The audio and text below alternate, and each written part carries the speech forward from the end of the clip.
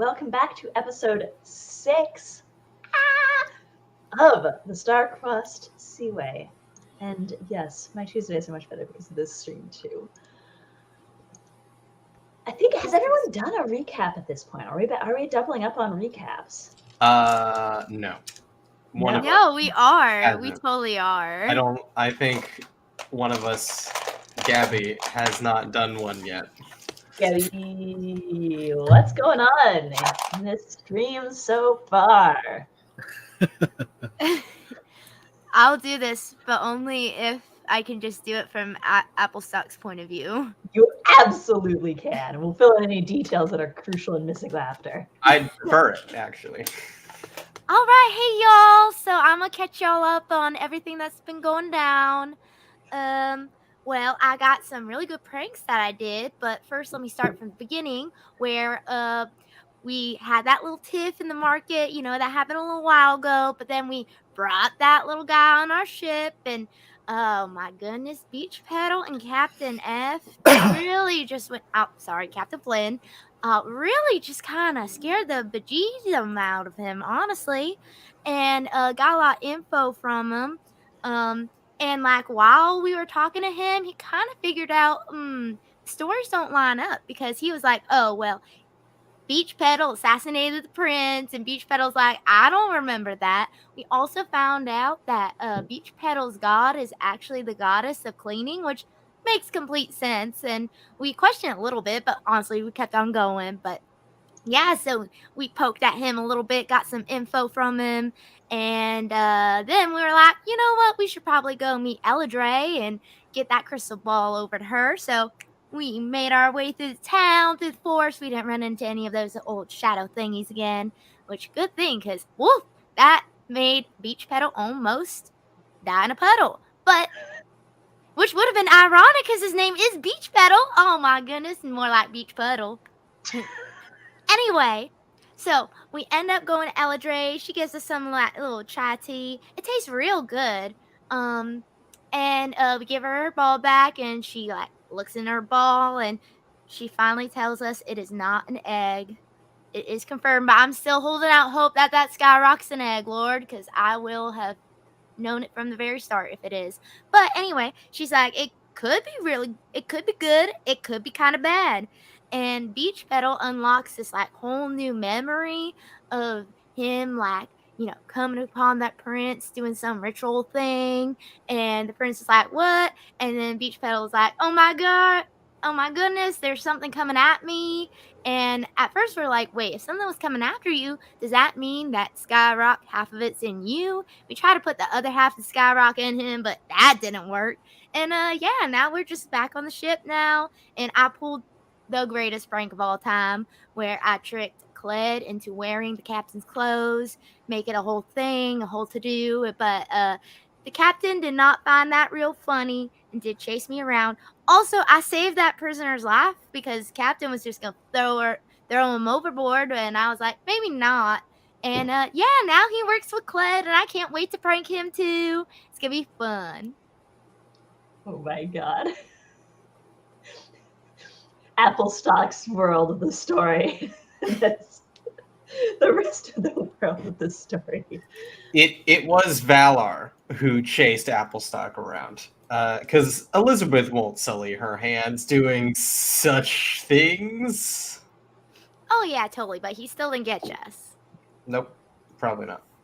But yes, you are sailing to Panatoa in hopes that you can find an astronomer. And what did I name him? Old Horus? That sounds right. My notes have done a very exciting thing where they've saved differently in 2 different file locations. So Brother Horus. So I now have 2 notes documents, which is a nightmare. Never do that again. Yes, Brother Horus, an astronomer, who might be able to tell you when the next half of the Skyrock will, land. As well as maybe what it's bringing with it. Because Valar remembers something is coming. Feels something is coming every time he touches the Skyrock. But you don't know what. All you know is that the elven prince whose ritual you interrupted didn't have magic and maybe made a deal he should not have made with something far, far away. I love how you said that and then sipped your drink.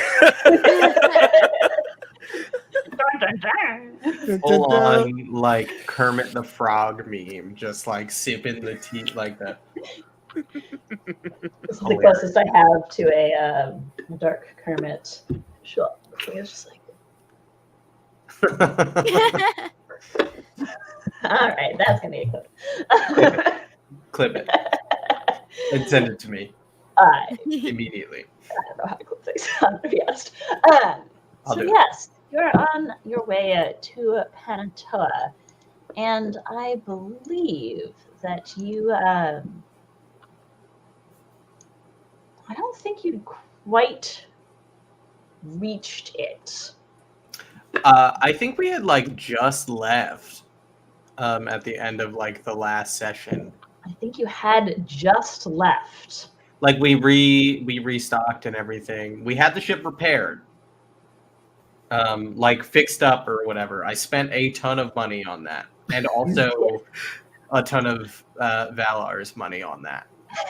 And that was when we docked. So before we went and then fought the assassin bounty hunter who is now our like sous chef, and surely being trained to be Cled's replacement, if we're all being honest. Cled will become the sous chef afterwards. You know, like they'll swap roles. This will become Cled's new boss. That'll be fine. No conflict that'll occur there. Cled will be fine. Cled is weak. It's a little weak. And then we got on the boat, and then we set sail. Yes, I think you've only been traveling for actually about a day because it was the morning announcements that Cled. Yeah, the morning announcements. Like I'm a principal of a school. You kind of are. I mean, I wasn't gonna say it, but kind of. Elizabeth feels great. How this is going. So yes, your journey is mostly uneventful, except where is the Skyrock right now? Just in your backpack. I think I would have put it, since we're back on the boat, it's like back like in a chest that is like just a small chest that it fits in, that I can just kind of leave it in, because I don't care if the chest starts to grow trees and stuff. Like that's fine. Like it's wrapped in a material so that it like slows that down as much as possible. And like I constantly move the chest and like just kind of take like, I don't know, the equivalent of a shovel or like a giant scrape whatever it may have gotten on the floor outside my door so that Beach Pedal can come in and clean it without having to go into my room. So it's like I know you really want to do this like super bad, but you're not coming in here still. As you're doing this on the second day you're sailing, you hear the calling of albatrosses overhead, except that they're rather louder and closer. You look up and there sure are a lot of very big birds, kind of keeping pace with the ship.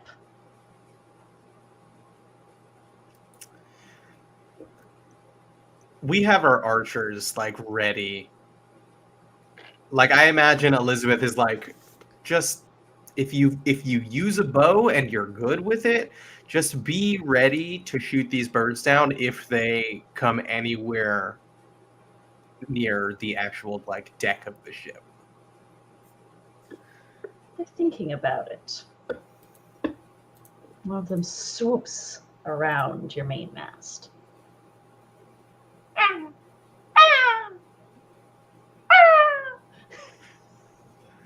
Apple stock.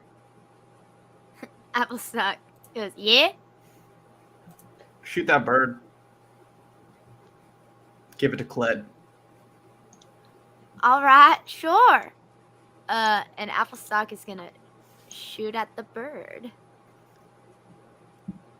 Okay. Roll your attack. This is either going to be a great idea or a terrible idea. One or the other. It's a gamble. Ha ha ha. Okay, that's a pretty That's good. my archetype in general. That is dirty 20. Ooh, that will hit. Roll your damage. How much damage is that? D6. Where are my dice? D6. Nope, wrong one. There it is. Whatcha? Oh, that's 6 points of damage, and then I add my. Did I add my proficiency to damage? My dexterity. Your dex, not your proficiency. That is 10 points of damage. Nice.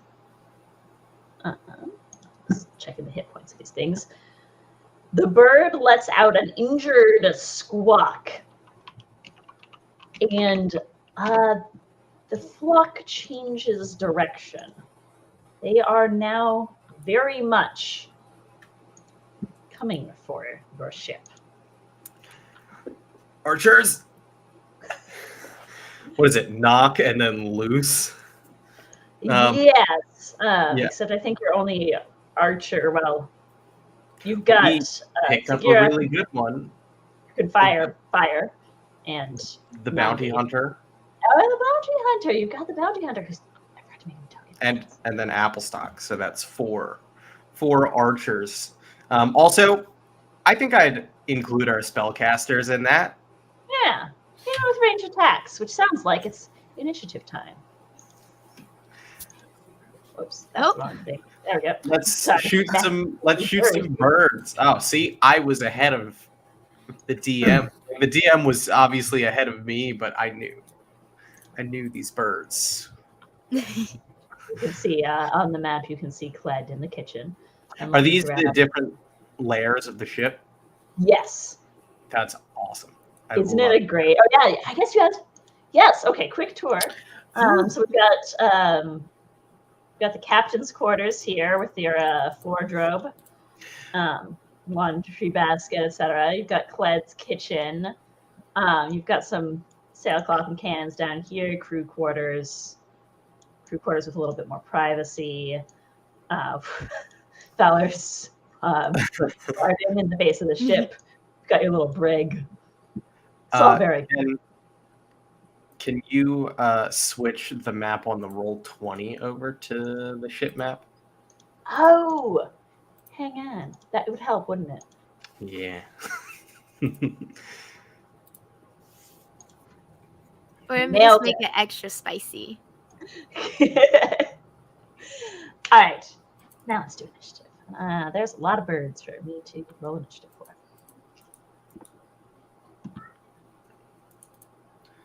Oh no, I can't see anything. Can't see anything. That feels. It might just be me. I might just have to relog on Roll20. Let me just turn on your vision. Yeah, you didn't have your vision set up. I see the token. You should be able to see things. Another more. I'm just gonna do a.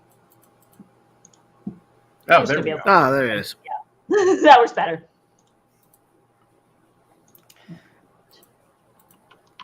Oh, I love this. So, okay, so there's like these 3 little beds that I feel. So, like, does Valar like sleep near the garden? I think Valor sleeps in the garden, right? Yeah. Like that was a thing that occurred. I'd like to know where everyone is sleeping on this ship. Like, Oh god. Because if Valar's in like the garden, then that leaves like these 2 private rooms for Applestock and Lewin.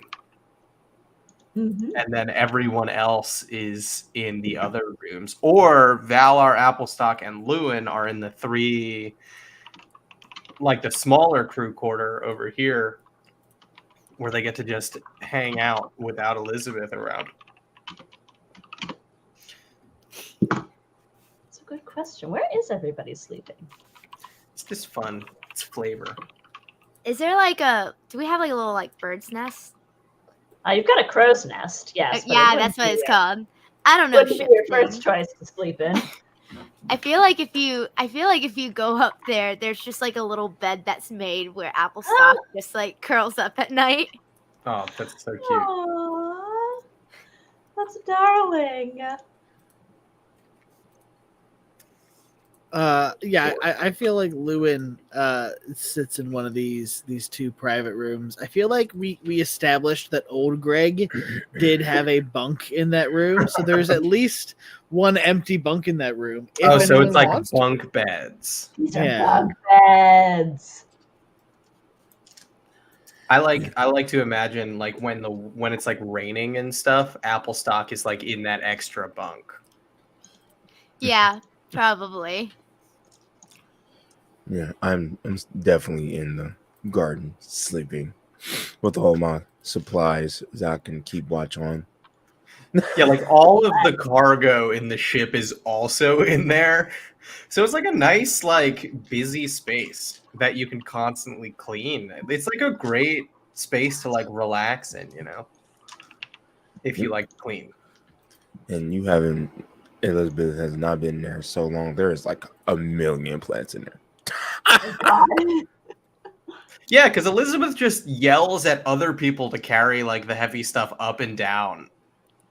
You know, like Elizabeth doesn't care as long as everything is accounted for. Oh boy. Anyways. What are we using for initiative today? It will be Dex. Dex for this one. Okay. Dex. Ooh, Dex initiative. I don't know which dice to roll.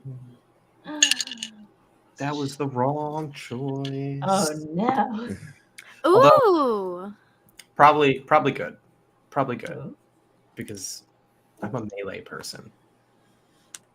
And these are birds. What did you get, Captain? So this is Dex plus proficiency. Do you add your proficiency bonus to initiative? I don't know. No. I don't think you do. Unless you have something that says you do it, you don't. Well, I was, just kind of hoping maybe. I say it every time, and then I get told no. But one of these days. That's a 3 flat. Ooh. Word. Okay, Captain's a 3. But it's okay. Again, axe, birds. Yeah, that's fair. Anyway. Applestock. 21. Okay. 17 plus 4. Nice. Lewin? I got a natural 20 for a 22. Ah. You. And Valar? 17. 17. All right, 16 plus 1. Not the most dexterous boy. Do a quick reordering of my initiative, but I can already tell you that one bird beat all of you. What the frick? That makes sense. That doesn't surprise me. Shoot. Okay. One bird was just like, One bird is just like, I woke up ready. We are caffeinated. Bird caffeine. I don't ask her. Bird caffeine. Big week for birds in tabletop RPG content, I've noticed. go. Wow. I don't. I've just watched like 3 things that came out this week. Birds. Including like, the famous show. Someone was a bird detective in it, and I'm like, oh, bird. And then I caught up on something else, and there was talk of a bird that was harassing one of the characters, and it's like, birds. There's a theme here. Everyone's got bird brains. I think Good one. that the speediest bird in the initiative is going to. Applestock is very small. Yeah. Oh no. 40. It's probably used about 50 feet of its movement. Is going to swoop down, and it's going to try and grapple you. Oh no.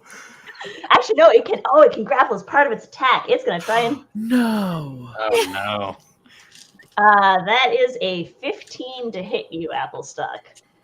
Oh goodness. Hang on, let me look at something real quick.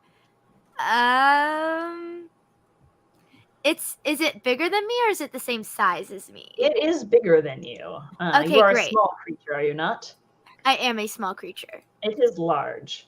Okay, great. It does. My armor class is a 16 then, so it does not hit. Woo! You duck as the albatross shoots over and keeps going overhead, and it is now much lower. It is only about 10 feet above the deck of the ship. The little numbers on the tokens indicate how high they are in relation to the deck of the relation to the deck of the ship. So that's usually the easiest. Which one of these birds is the one that Applestock already shot? The one that has already been shot is the one that is now quite far out here. Okay. They're moving at speed. And now it's Lewin's initiative.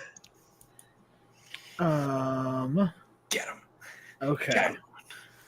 Let me.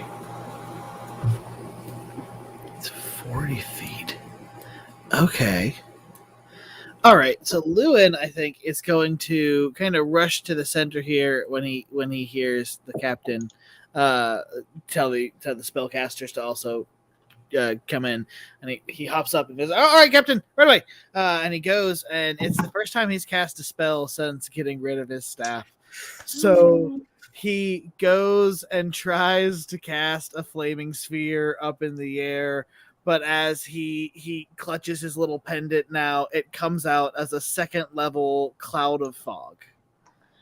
Which will block the sight of all the birds as they're trying to follow the ship, hopefully. But it's a 40-foot radius sphere since I'm doing it at second level. You're casting it like up in the air so that Radius sphere. No, I was gonna like cast it on myself because I think if I cast it in the air as the ship travels, it's gonna just. So can we still see the birds? Or like, is it just obscuring their vision, or is it obscuring ours also? I believe it is also going to obscure ours, but it would help us maybe get into like a more defensible position. Gotcha. Until I go, yeah. Gonna put a 40-foot radius on your token. That's not very visible. I'm gonna change the gray of that radius on your token. That's somehow. Wow, this is. All right, we're gonna have a very fog colored radius because I can't see us. It was definitely better than the first one. There we go. That works. The fog is pink. Don't ask me why. I think that's awesome. I like it. Yeah. Picasso. Oops.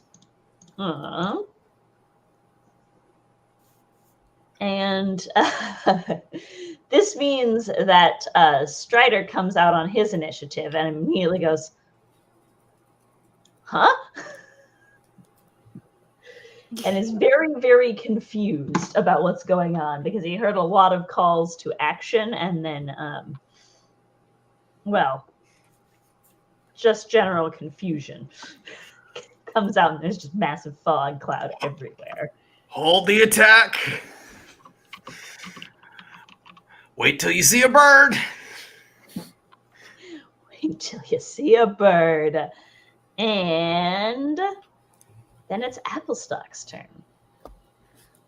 All right, I think I'm going to.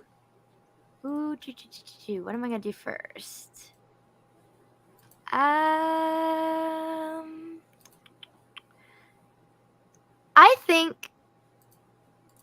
I think I'm gonna bonus action hide first. Which you can definitely do in the fog very easily. Yeah. And then hold my action until the fog clears. Okay. And hold it so as soon as it clears up, I hit a bird. And Namdi, who was out before the fog showed up, is going to try and... I think he's got a ranged attack. I'm pretty sure he's got a crossbow, in fact. He has got a crossbow. He's going to try to attack at disadvantage the one that tries to swoop Applestock. It's not looking good for him. That is a total of a 7 to hit. Oof. So a bolt cuts through the clouds, but you're not sure where that is aiming yet, where it's going, what's happening. Fowler. I can't see anything. So he just kind of, after coming up, he's like, "Why is there smoke?"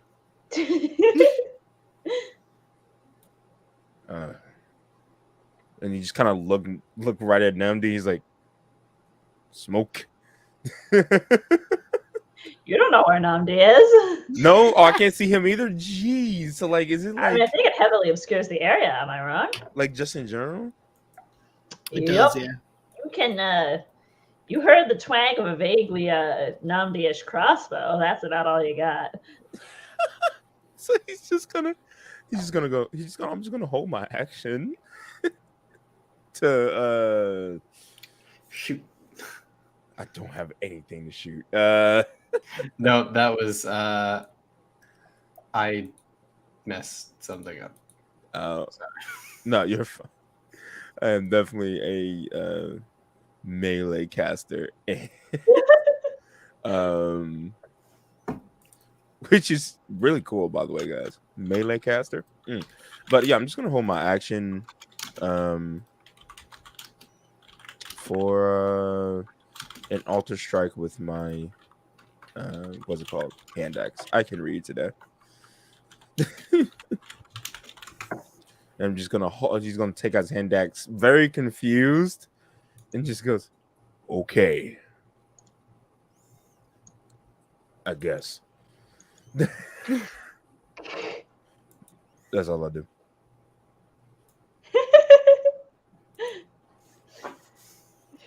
On your shoulder, Honeycomb is like, "Oh no, I can't photosynthesize like this." Oh, Honeycomb. It's too cute. Yes. Injured bird. You hear a gah! Gah! And it's going to swoop back around.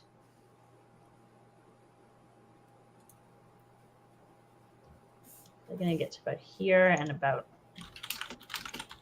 only about 20 feet off the deck, but can't get much further. And also can't really see what it's doing.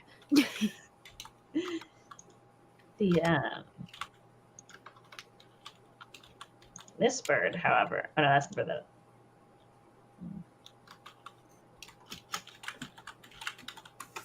This bird is going to try and swoop Applestock at disadvantage because it's relying on where it thought Applestock was. Stop it.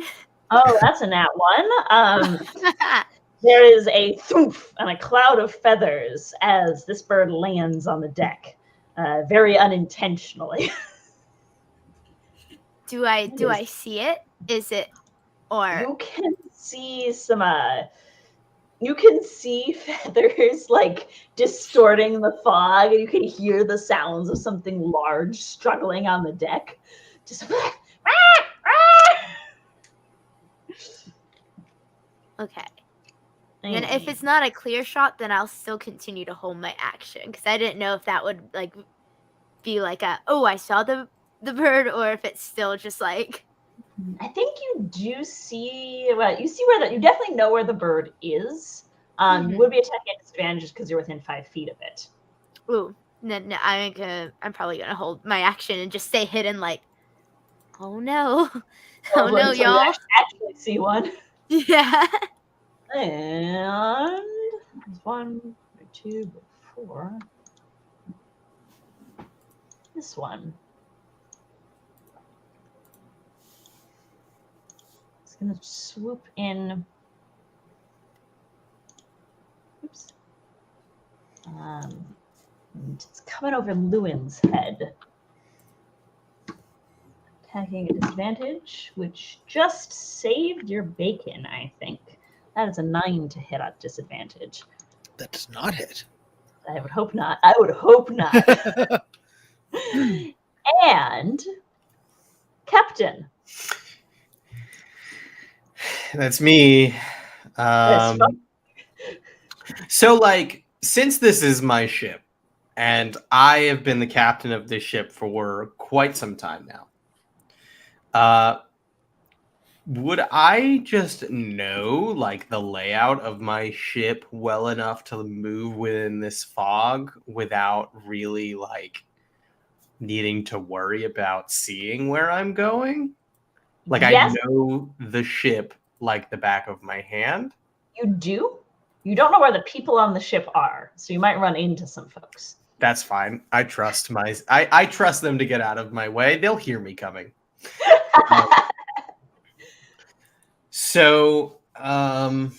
Okay. I need to move. I need to get here, but I don't know. I have 30 feet? I have 30 feet of movement. I might have to take the dash action. Okay, so I heard that thump, right? Like I heard that bird. Okay. Everyone heard the bird hit the deck. So I can go 10 feet there, and then great. Just another 10 feet since I can't like go through the bird. But that will put Namdi and Valar within 10 feet of me now. Yes.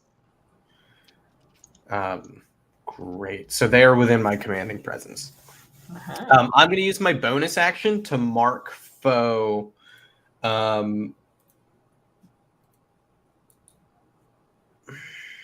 Do I want to? Yeah, I mean, I can do it every turn, so that's fine. I'm going to use my bonus action to mark foe on that bird. So, oh wait, no, because I can't see it. Oh. Right? I can't see it. You cannot see it, no. Okay. But I know the bird is there, so that's. You know it's there. Well, if only I could see it. That's fine. I'm just gonna attack it with my axe then. Is that at disadvantage or? Yes. It's like a straight roll, maybe. Disadvantage. With flanking though, because Applestock's on the other side of you. So is that an expertise die or is that advantage? Die in level up. Let me just double check that so I don't misquote myself. I'm almost certain it is. I'm not finding it in an expedient way, but I'll just roll the d20 with the expertise die.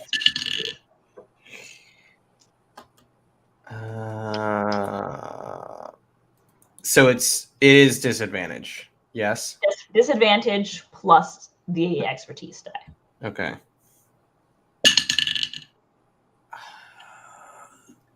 Okay. Okay. That's probably not going to hit. And my expertise die is still just a D4, right? Correct. Unless you've got another source of expertise that's being added on. No. Okay, so that's only an 11 to hit. You thunk your axe down into the deck. You pull it back up, and there is a feather on it, but no blood. I imagine to avoid damaging the ship, it would have been more of like a sideways, like horizontal.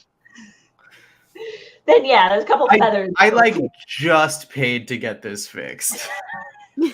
I'm not about to be the one to put a hole in it. No one damage the ship. Okay, so that's my action. Every single one of my bonus actions requires me to be able to see something and or someone. That's not ideal. Okay, what I actually am gonna do, because I can do one thing. I'm going to use my bonus action to enter my perceptive stance. Ooh. So my passive perception increases by 3, and in addition, I gain an expertise die on perception checks. So next time, maybe I can use my bonus action to just see the bird in the fog. I don't know. But maybe it'll help. Can't hurt. And that's my turn. That's it.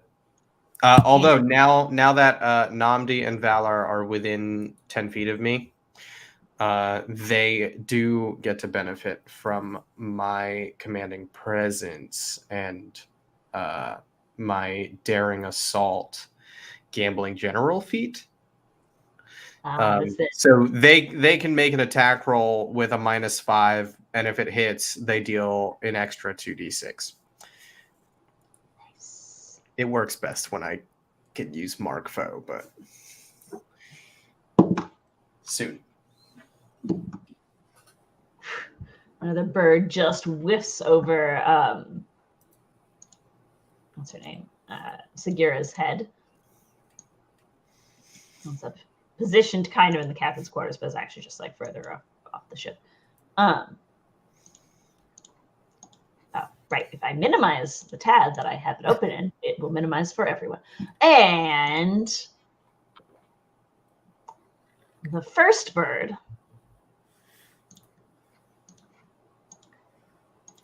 is cawing out. Very cross about this. It's going to circle back around. And it's trying, because, it heard Captain Flynn come down the steps. It's trying to see what it can make happen there. What is Captain Flynn's armor class? Because of my new breastplate, it is a 14. That's enough to hit. That's fine. I'm only...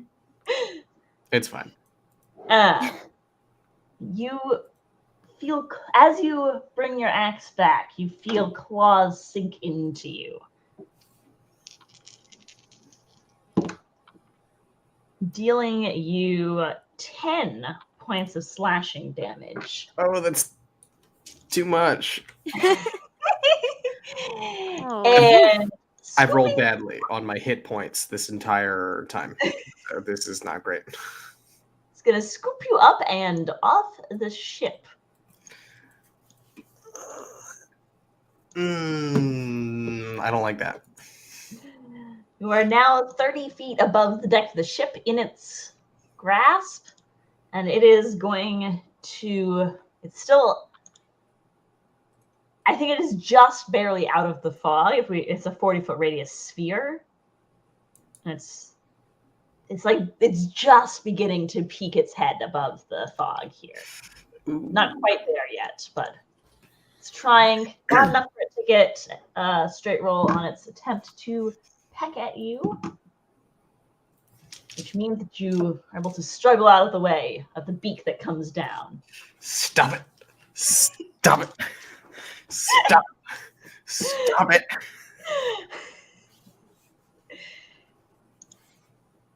Lewin, everything has just been sounds for you.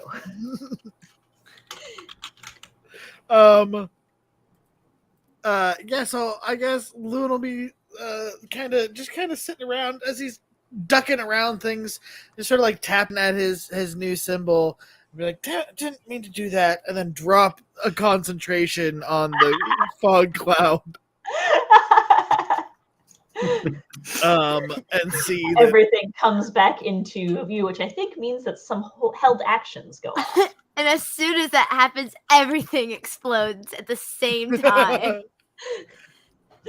I And think that's why I love fog. Get him! I think that Applestock was holding an action, and that Valar was holding an action. So we'll go Applestock and then Valar. Yeah, I think as soon as everything drops, Applestock's a little too close to those birds, so wouldn't try to hit with his crossbow on that one. I think that they would look up and see the captain just in the air. So aim for that bird. There from their hidden position. I'm gonna sink. Oh no. You know how to swim, right? I have a breastplate on, so. Oh no. Well, that's gonna be where's my character sheet? That's gonna be a 12. That does hit. Oh no. The broad side of a bird. Okay, great. That's a 12 to hit, but I'm also hidden, so that's only gonna be a D6, but also 2 D8 of sneak attack with my backstab.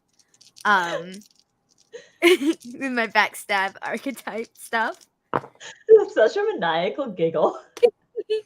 So that's a 1 and a 6. So that's 7 plus another 6. That's going to be a 13.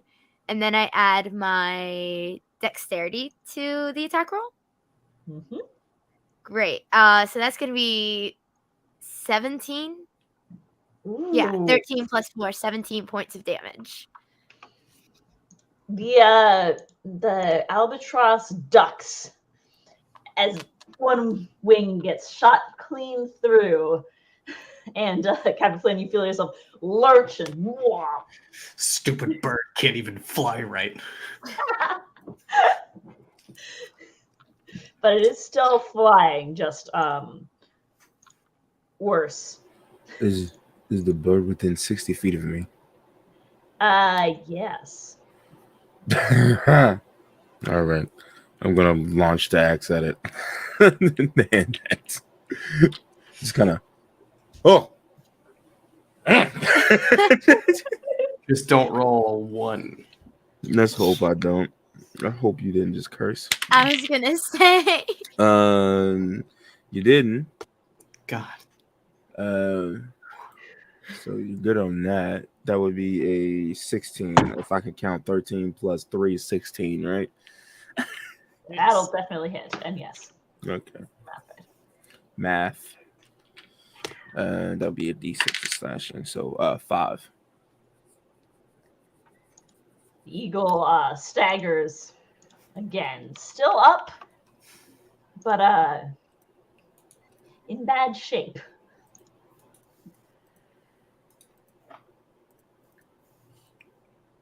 And I just now remembered that I is have Lewis's turn properly.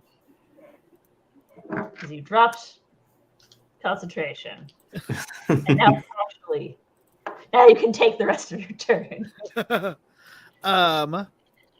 Yeah, I think the first thing Lewin would do is go, oh crap, there's a bird right in front of me, and take a step back here. I know I'm probably going to get attacked, but I feel like Lewin would still go, oh crap, there's a bird. It is going to try and, try and peck it. Well, slash at you as you step back. Good God, I will just say I've been rolling more single digits today than I have at any other point in this campaign. You're all very welcome. Did we switch luck today? Yeah, I feel real lucky. Feel great. It's not like I'm the only one that you didn't do that for. Yeah. Yeah. Everyone else has been below a 10 on the die.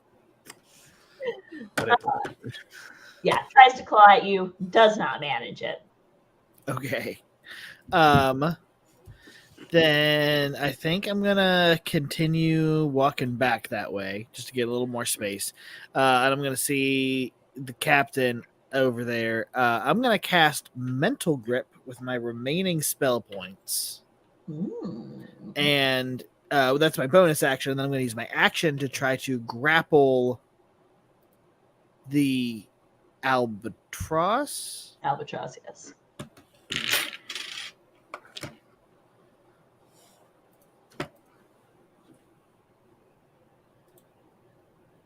Could you describe Mental Grip for us? Yes. So Mental Grip is a bonus action. It's concentration up to a minute. You conjure your own mental fortitude to keep foes at bay. So while you have the spell activated, you can use an action to attempt to grapple a creature within 60 feet of you with your mind. So you're grappling the bird holding the captain. I have to make a concentration check against... the creature has to make a concentration check against my maneuver DC. A concentration check. Wait, so I'm sorry, you can use an action to... But, I make a concentration check against its maneuver DC. Okay. Go for it. All right. And what... I'm trying to find what all I add to concentration here. Wouldn't it just be your spellcasting modifier? Okay. I don't know. Let me see if I can find it real fast using the A5E.tools search function. It's a neat tool. It's great. Especially if you only have the PDF. I know I sound like I'm hyping it up like a fake amount, but it actually is amazing. I'm just also asking my internet to run a lot of things. So it's kind of being like, it's prioritizing running smooth video over loading the search function. Probably a good thing. Definitely a good thing, but I'm still waiting. I feel like I keep getting grappled by a creature that we fight in every fight. This has happened to you twice now. I have gotten grappled by things that want the Skyrock in almost every combat that we have fought with things trying to get the Skyrock. Crabs. And I rolled a terrible initiative in that same combat. Yep. I love this for me. It just makes Elizabeth angry. That's all it does. It's great. It's just going to fire her up. I think it is just a constitution check. Okay. And that is all you get. Got you. I didn't know if it was a saving. Okay, just a straight check. Just a straight check. All right. Oh, probably not on a 7. That's with your modifier? Yep. Yep. I got a +1. Lewin needs to work on his force of personality a little bit. The bird completely ignores you.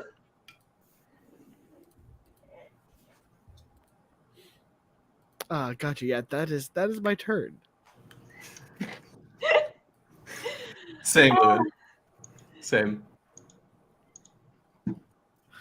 Did you give well, I'm just remembering that you sold all of Malavar's stuff.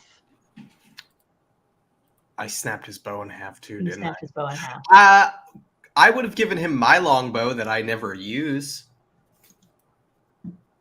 It's a regular longbow with 20 arrows. It's in my inventory. He uses short bows. That's No. the worst. I hate that there's a difference, but I also understand what the difference is. There is so much of a difference. I can string a short bow. There's gotta be something He, on I the think, ship. has in his hand a cast iron pan. Not knives. I think he grabbed what was at hand. Wouldn't there have been knives in the kitchen? This is Cled. He probably keeps them locked away or something. That doesn't sound like There was an Cled. incident with Applestock where she took some of the knives and used them in throwing practice and threw probably like all of them into the ocean. So Cled locked up the other like 3. Yeah. Just some security, and he's got the frying pan. Suddenly, I And- regret.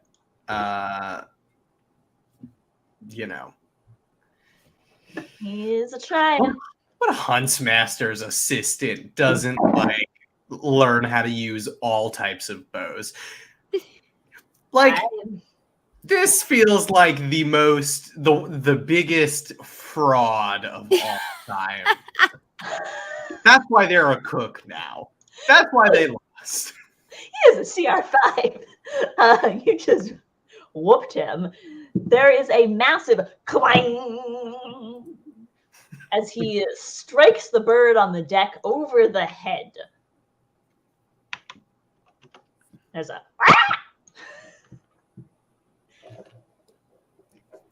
yeah, but he is mostly unarmed. Applestock.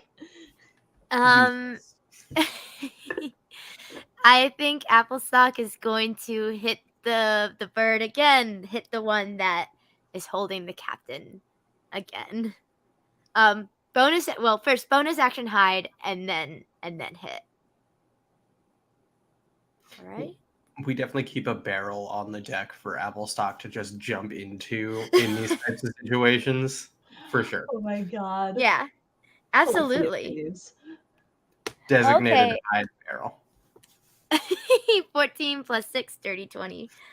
Yeah, that's hitting. Great. And then because I'm hiding, that's gonna be 2d8 plus a d6 with my regular just weapon stuff. That is a bad omen, but okay. That's 3 6s. That's 18 plus my dexterity 4. The bird explodes and feathers go everywhere. And the captain, you are no longer grappled. That's the good news. The bad news is, could you make... I would let you persuade me into either athletics or acrobatics to try and go into the water with grace. I did not think this through. I apologize. So wait, am I rolling something? I'm sorry. I would let you make your case for athletics or acrobatics. I could see a dive being either. Neither of those are very good for me. I do have proficiency in athletics, and I have a +1 to strength. So I will do athletics. Am I? I mean, it doesn't say I can do it as a reaction, but for the sake of this, I am making an ability check, so I guess it would count. I can. spend your reaction. I figure it's Okay, just... cool. I want to use Intrepid, my feat that gives me an expertise die on a roll. Okay. To just add the expertise die to this because I only get a +1 to the strength, and I don't trust my dice because this campaign has taught me not to do that. So I'll do that. I get a +3 because I have 1 strength and I'm proficient in this. So this is to what? Catch myself on like the edge of the ship, or this is to enter the water without, like, you've got your dive option, your like cannonball option, your like splat on your stomach option, but you're going into the water.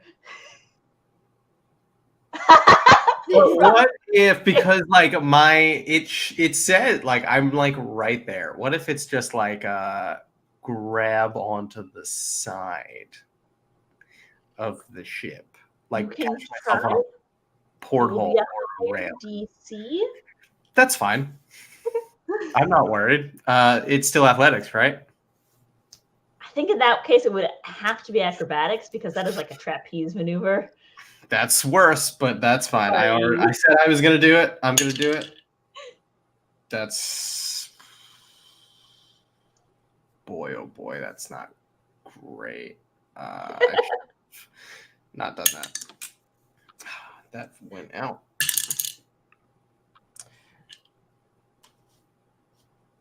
There's a total of 9. The captain tries to grab onto a rope. It slips through her hands. There's a psh. Ow.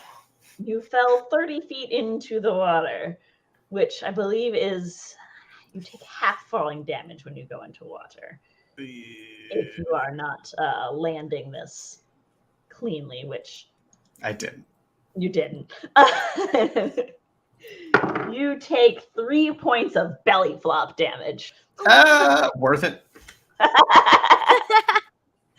I mean, you know, I'm almost dead, but like it's worth it. And you hear Sagira kind of panicked. I got you, Captain! As she goes to the ballista and starts unspooling some rope to try and throw it overboard to save you. Sagira is my favorite. Sagira can do... Honestly, Sagira should not be able to do things very well, but everything she's rolled has been like a 19 or 20. So, see if that stays. I don't know. It'll be fine.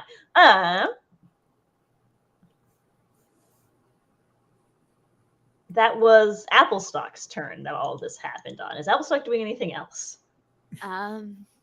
No, just gonna chill there. Profusely apologizing to the captain. I'm so sorry. I hit it first, and then I was like, I'll just hit again. I did not expect you going. I'm throwing you overboard for this. Well, please don't. I did prevent you from getting pecked, so we'll throw you a rope after. But you are going into the water. I would very much not like to.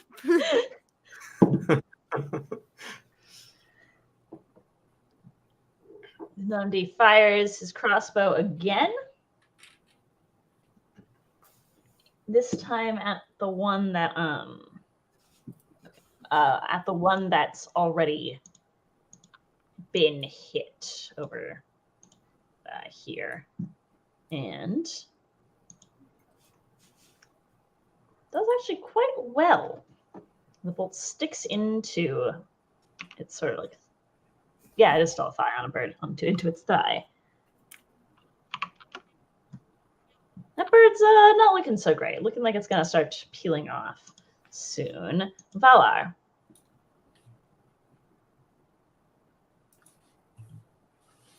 You are muted. I know I wasn't talking. It was just me going. Valar was like, and then, not gonna lie, did laugh a bit when the bird went. Just like, and then the captain fell and missed the rope and hit the water with a loud. Yeah, that was. You can hear when someone doesn't land a dive that way. I feel like that is payback for when we fell in the water. Honeycomb giggles. Everyone's getting thrown overboard. So are all the birds currently like really high in the air? So the little numbers on their tokens indicates their height. So this one's just like right above the deck. This one's 20 feet up. This one's on the ground because it critically failed trying to swoop either Lewin or Applestock. I don't remember which. Okay, so Valar will just kind of look at the three birds, and he's just gonna use my action to do my best to convince them to get to leave. So he's just gonna go, please, and he even uses arcane empathy to like, which I realized I could have used this to sense them through the fog, and I didn't read that until after my turn. I am so sorry. That was on me. No Describe your today. arcane empathy. Arcane empathy. I can thank you for the Google Doc.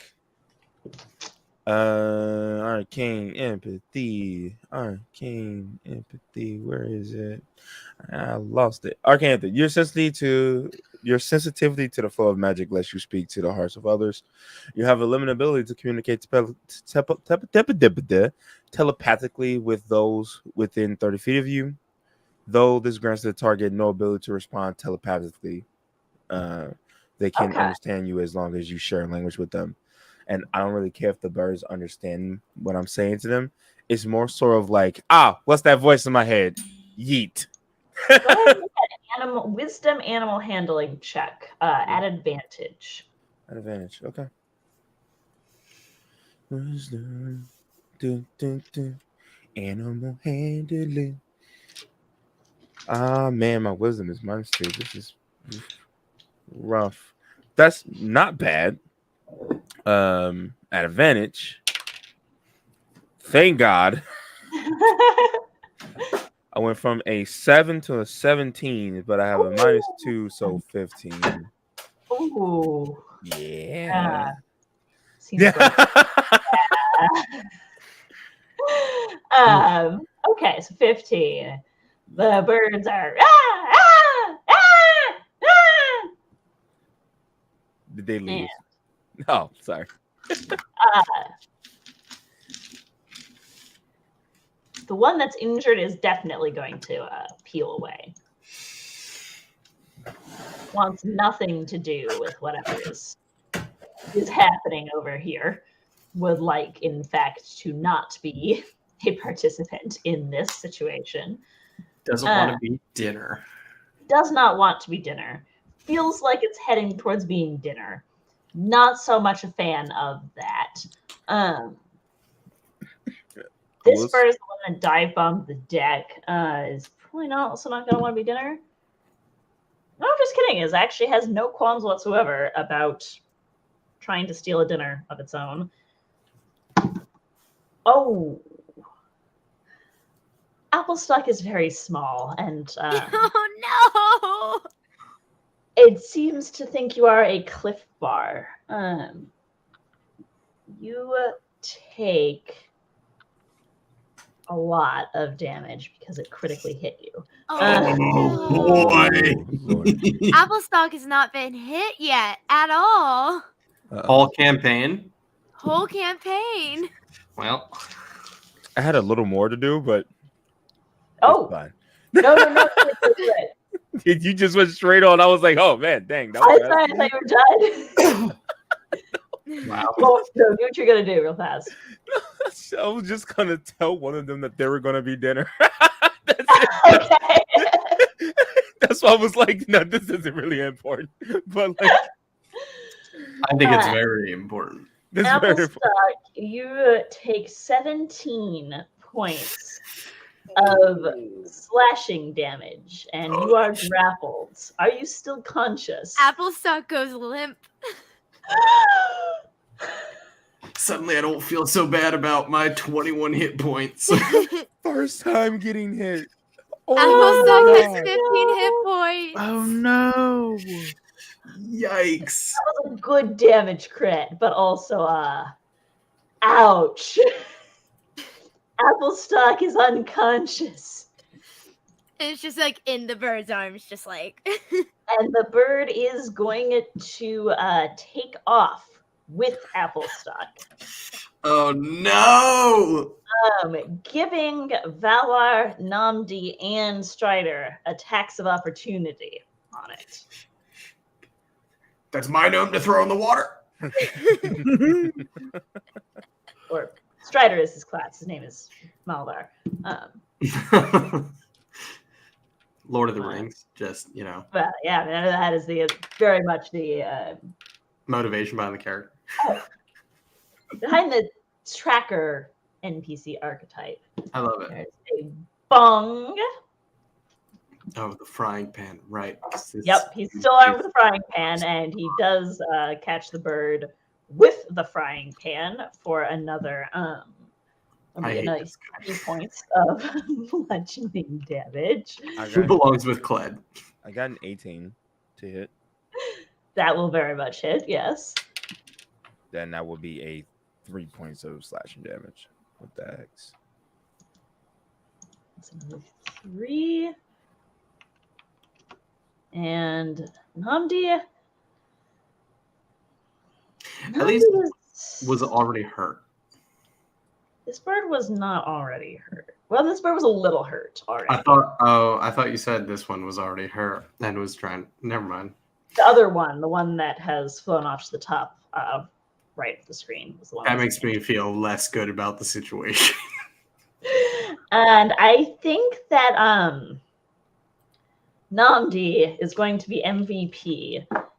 He's going to try, and as Applestock goes like limply flying under the bird, he is going to try and snatch them away by 1 point. Yay! It was a DC 13. The bird goes, Applestock stays. Oops. The bird goes, Applestock stays. Bird is getting out of dodge. About 40 feet up in the air.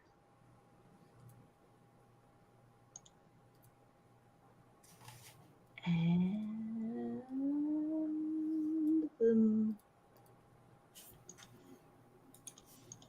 this bird is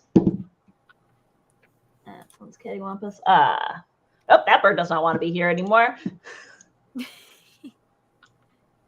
to about 40 feet as well. And the last bird that's been trying to get Segura also does not care. Why are these birds so wise? Ooh. Ow. As Segura is fiddling with the ballista of its face, trying to get to the rope to throw to the captain, bird comes up behind her. Oh, Segura's gonna die now. No. She is not dead, but she is very much up with the bird. Does the peck take her down? No. But she's like seriously wounded. She is seriously wounded, absolutely panicking. And you hear Namdi just realize, and now he is no longer concerned with Applestock. Sorry. Hey, you do you, Namdi. Come on, he took her on 1 failed first aid, and like, yeah, but it was our fault. it was your fault. This is also your fault. No, this is the. Yeah. It's Segura's fault for being up there alone. Whatever. It's not my fault. Captain? You are in the water? Can The ship is passing you. I climb the ship? I've got an axe to at least like clink. Yeah, I reckon that's a thing that you can do. Let me see. So you are a sailing ship, and I'm pretty sure the sailing ship has an AC. What is this about not putting holes in your ship? I'm gonna drown if I don't. Like we can fix a hole. Also, yes, an albatross, a real albatross, is an 8-foot wingspan. Oh. They are massive birds. If I can fix a lot of things if I can just get back onto the deck of the ship. You can make an attack against your ship. Let me figure out how what your ship's AC is. Okay, you can make an attack against your ship to try and dunk into it. I don't want to attack the ship. I'm gonna because I'd rather be alive with a ship with a hole than dead. Fortunately, you are at waterline, so you're not stoving it in below the waterline. So I am making an attack with my axe, though. Yes, you're stoving it in above the waterline mostly. That's a 19. Oh yeah, Dunk. The captain is attached to the ship.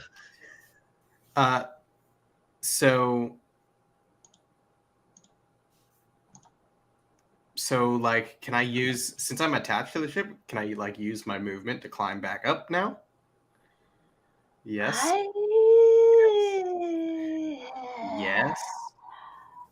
Yes. Well, it's more that like you can't just like get handholds on the outside of a ship. Well, we have like portholes. You have portholes. Oh yeah, you are actually right at Lewin's porthole. I think you can break Lewin's porthole and get in. Okay, I'll do that. Yeah, I think that probably does spend like half movement just to get into the ship. So I've used an action then, Mm-hmm. and half my movement. So I only have 15 feet. Is that enough to get back at least on the deck? No. Well, that sucks. But you are wet and on Lewin's bed, which is just bad for everyone. That's fine. Like, we can hang it out to dry. We're on the open ocean. It's fine. Okay. I'm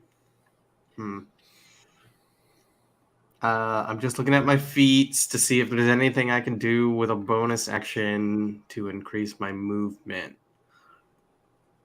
But I can only dash with an action, which is a bummer. This sucks.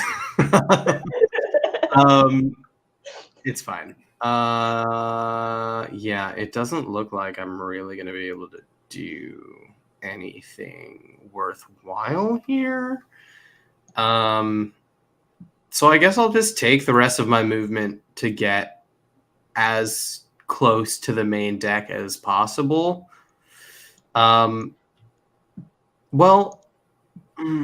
Actually, so one quick question. I know I'm the worst.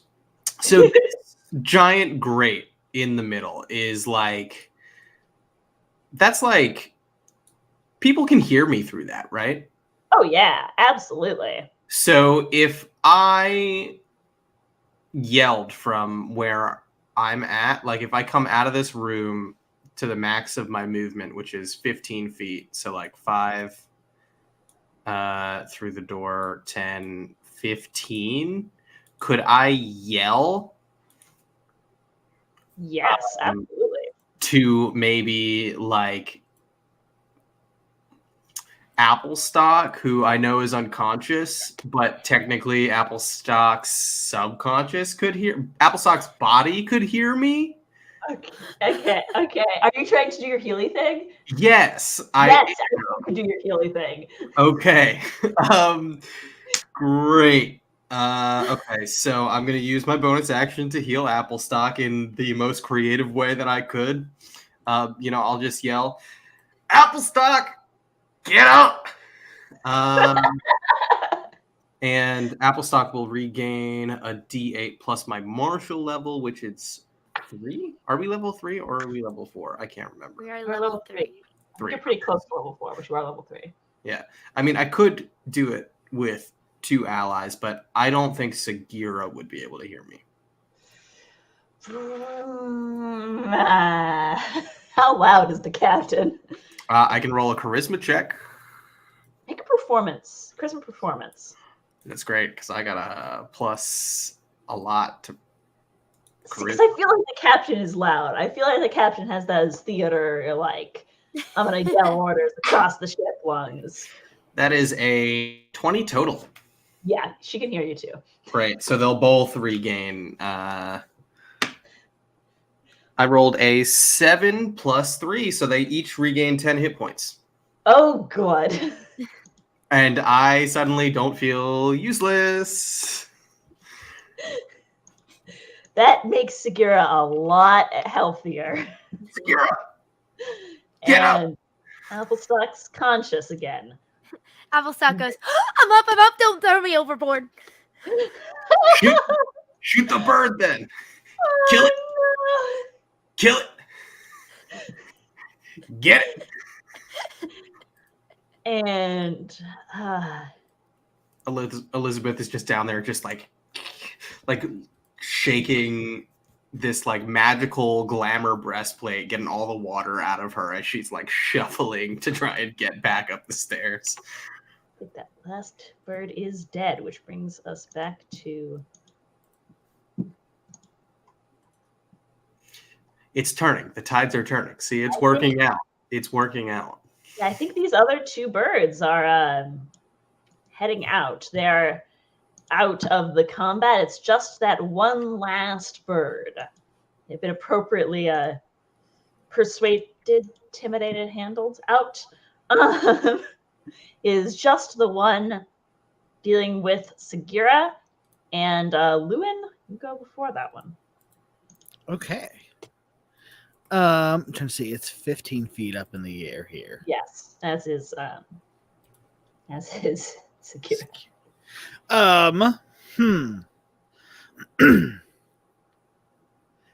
Did Sagira get that rope unattached from the ballista? No. No. Damn. Okay. Well, the mental grapple thing, it's not working out so well for Lewin. So we're just gonna point and shoot with the Eldritch Blast. Classic. If it ain't broke. That's a 19 on the die for 24. Yeah, that will hit. Okay.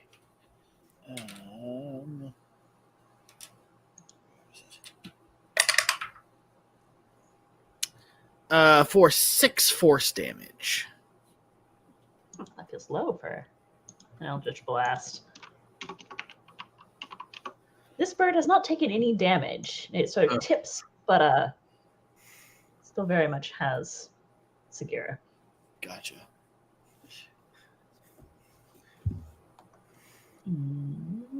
Anything else? No, well, yeah, I will move here. At least get 30 feet across the deck.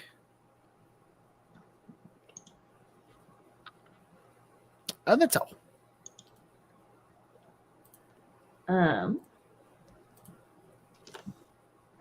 So a good point. You could have technically taken a level of fatigue, but since it all worked out, I think you're okay. Yeah, I'm good. Also, dramatic effect, you know? Dramatic effect. It was extremely dramatic. Lewin, Oliver. I think. Throws the frying pan. Oh no, Applestock is prone on the ground. I think he comes and scoops up your. You use a crossbow, right? I use a short bow. Short bow. He's gonna scoop up your short bow. Sorry. This dude's the worst. That's fine. Just please give it back. You know. He is going to hit, and he is very good with a short bow. Yeah, well, I think he is the worst. Does he use my arrows? Yes, he does use one of your arrows. Gosh darn it. I might have words with him. He skewers the bird, which the bolt strikes it like right in the side. It's still afloat, flight, airborne, but not very much. Words are hard, Sarah. A flight?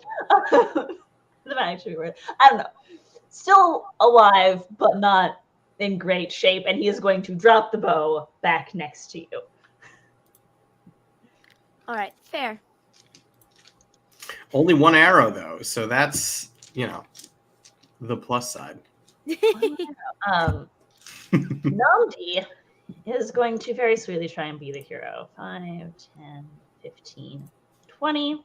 I feel like I was the hero, but whatever. Yeah, but you kind of are. It's still a flap, yes. And he is going to. He is going to look at. He's going to hold his action to catch Sagira if/when she falls.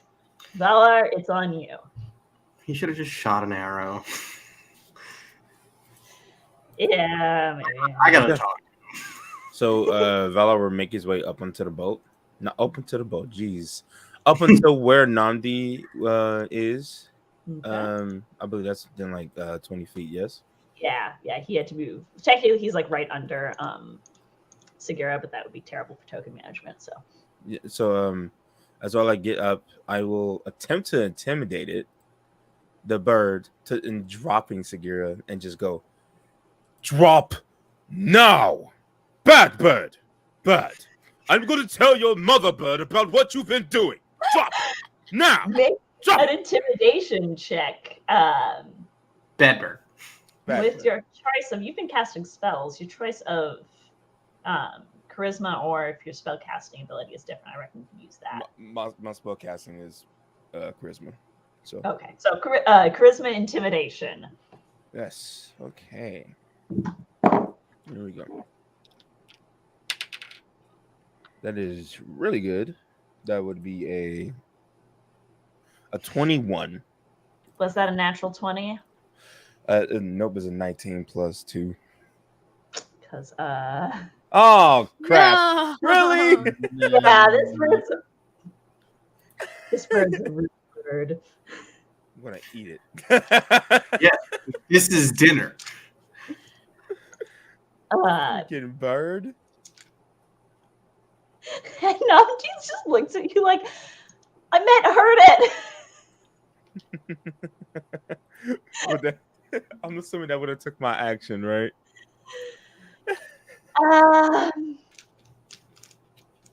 For fun, for flavor, I'm gonna say that you could have done that as a bonus action. Okay. It's not gonna be a consistent thing that you could do, but Okay. for the sake of it. All right. Is there any where we are? Is there any like throwing objects? I see. There's like a bolt of some kind there. There is the ballista. Can you reach the ballista with your movement? I use 20 feet. As long as it's within like 10 feet, I should be able to. You could, yes, you could go through the space that Namdi is in, because I don't want to actually stack tokens, because that's always a pain. Okay. So you could end up right here, and that would be fine. Okay. Yep. I'm just gonna go over and it snapped me straight to this there. Okay. Jeez, roll 20. I'm just gonna grab the bolt and alter strike it and just go. Just like throw it. You're gonna throw a ballista bolt? I think you should Yeah. treat that as a javelin. I feel like that is the closest weapon to a thrown ballista bolt. Yes. So I feel like we'd have like a harpoon there that has like a rope, like a tether to it, so that we can. Oh yeah, it's still tethered because Segura didn't get it free. So Good. So it's got a rope to it. it's got a rope to it. Dinner. Alright. I love how you're so concerned about dinner. Well, these birds dropped me in the ocean, so I'm going to eat them. It is a thrown weapon that does 1d6 damage. Okay. All right. What would I use to roll to hit it? Strength or? You can choose to use strength or dex for your Okay. attack and damage. Both of them are the same for me, so I will. That is, does a 17 hit? Yes, it does. 16 plus 1. Dope. All right. And that would be a d6 plus my strength, yes? Yes. Okay. That I don't know if this is gonna kill it or not, but What did you roll? I got a 7. Of damage?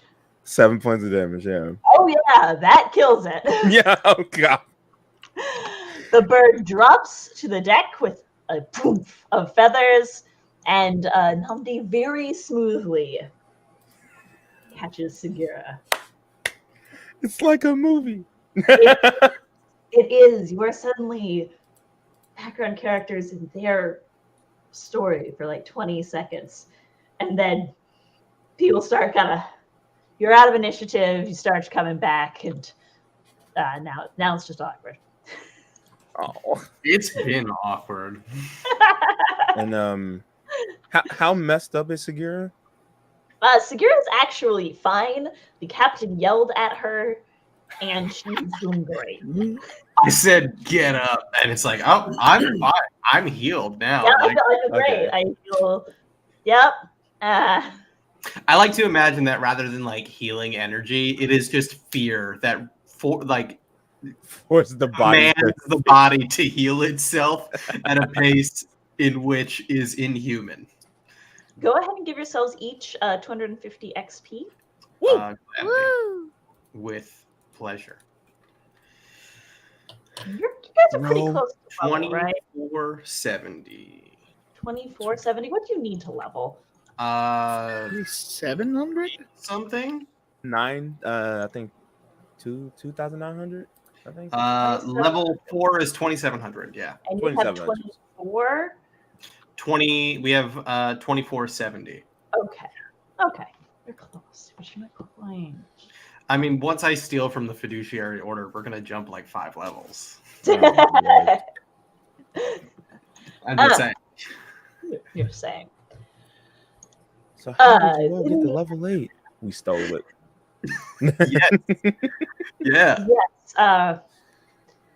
Applestock, you haven't felt this bad since the one time that all 9 of your siblings got this like nasty, like kind of like food poisoning from like a badly cooked puffer fish. You feel awful. I would have saw that Applestock got messed up, right? Applestock's just laying on the ground.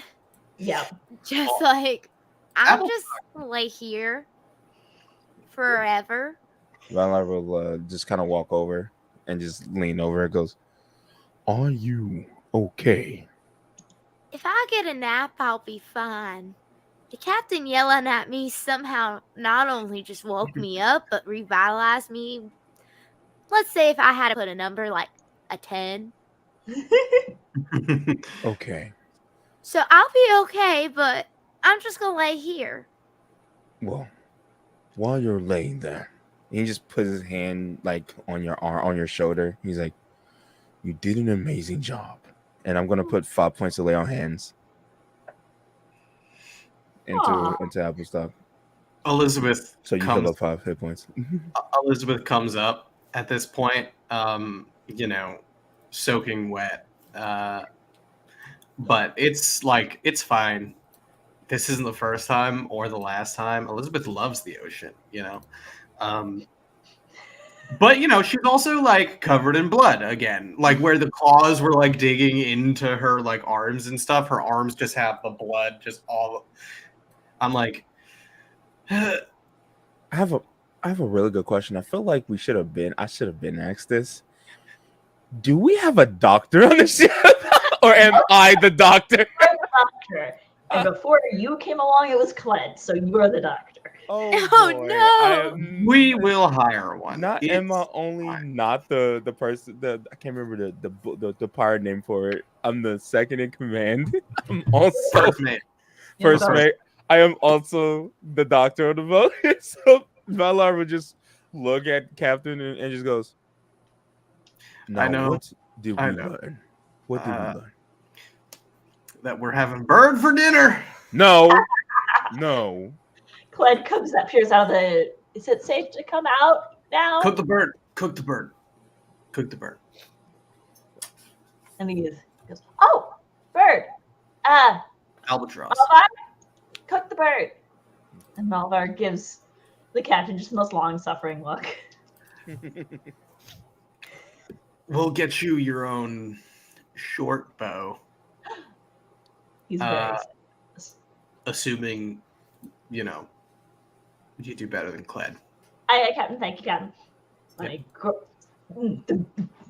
He is grabbing the bird, and he's gonna butcher it with no small degree of skill. I actually think he'll be fine. I think he'll really enjoy the life of a pirate. He did 23 to his survival to butcher the bird. You're having a great... It's going to be great.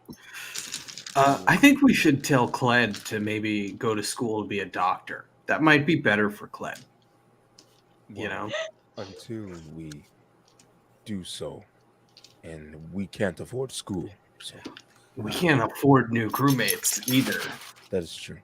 But once we're done with this job, when we steal from the richest people on the planet, then, I'll hire a doctor. I'll hire a whole crew. I might buy a second boat.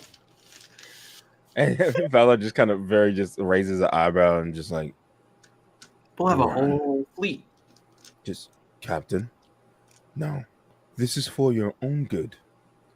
And he just takes his finger into one of the wounds and pushes into it, and then uses lay on hands to give you 5 hit points back. And he's like, don't mess with the birds.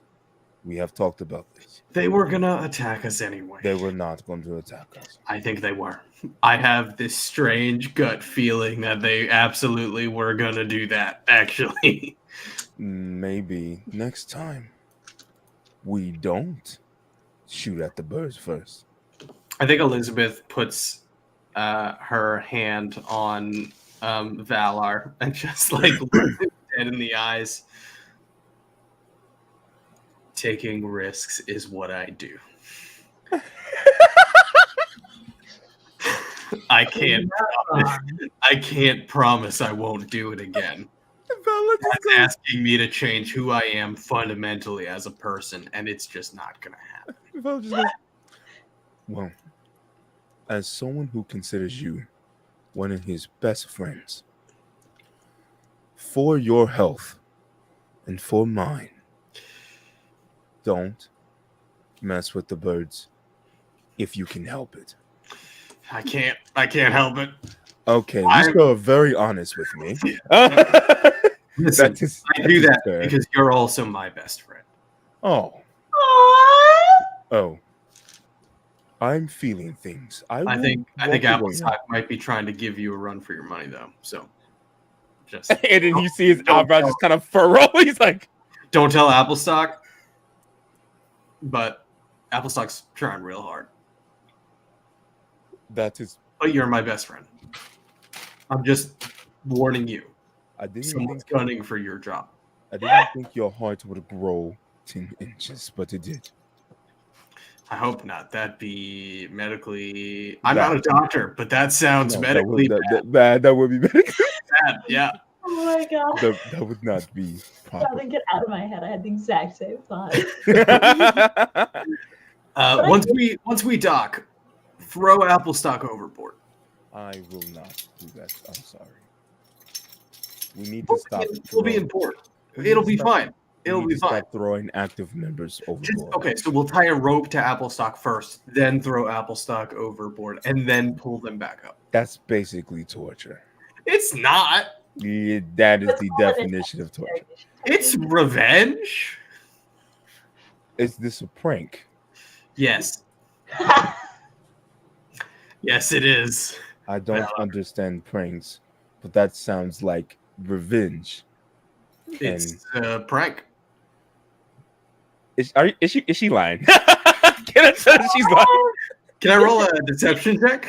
Sure can. Charisma based? Charisma, yeah. Yeah. Do I have? I don't have proficiency in deception, but that's fine. 16 total. Oh boy. What do I have? Oof. Wisdom insight. I'm really bad at that. I'm afraid to roll. Do it. That would be. Didn't think I was going to get a negative in this game. So yes, that's a 1 minus 2. So, so a -1. Captain, you can make Val, I think, whatever you like. Yep, sounds about right. I'm gonna think about it. I might not throw Applestock overboard, although I have been threatening it a lot, and Applestock's really starting to call my bluff. So I kind of feel like I might have to just to reassert to the entire crew who I am. He's just like. So, are we gonna like dock anytime soon? How many more days at sea do we have? That's a great question. You've been traveling for about a day and a half, and it will take you from where you are to Panatoa. Will take you. It will. Doesn't work if it's snapping to things. Okay. All right. You just hit once. It will take you about 3 days, I reckon. So you've got some time. Although, crap. Forgot to get that back. oh yeah. I'm planning something. Uh-oh. So like the dawn when everyone's asleep before like we dock, I have a thing I want to do. I'm going to get up early. Something I don't normally do. I'm going to get up early to make sure I do it. So I'm going to go to bed like early the night before. I'm going to pretend like I'm sick from Cled's cooking, which wouldn't be the first time. It's actually pretty good. That's the thing. The bird has... Well, this one is good, but we'll have another dinner after. Oh, right. Yeah, you'll have a separate day. Gabby has had their hand up. Before that day resolves, I wanted to do just like one little thing before that day ends. I think that after Valar heals Applestock kind of lays on the ground for a bit, just kind of like looking up at the sky and the clouds and just thinking about what he said. And then just reach up to their face and realize that she started crying because of the compliment. And kind of as soon as they notice that, kind of like wipe their face a little bit and kind of just look at like them like kind of bickering in the distance. And then kind of pick up the bow and all the stuff. And I think kind of just sneak off to the bird's nest for some time to themselves. Aww. And I don't know how if you guys would see Applestock very much. Like probably going to get food and kind of collecting like little things around the ship. But not much after that. Well, on that incredibly dramatic note, I think we'll see how that resolves after a brief 5-minute break. Yeah, literally. It's gonna resolve poorly. Oh, Mainly because Elizabeth is about to betray everybody. okay. Oh, no. But in like a good way. Uh-oh. Okay. Okay. 5 minutes. Nobody be late because now I'm dying to know how this resolves. This guy is like a facilities and tea break. We'll be back in 5. Nobody go. I'm so stressed.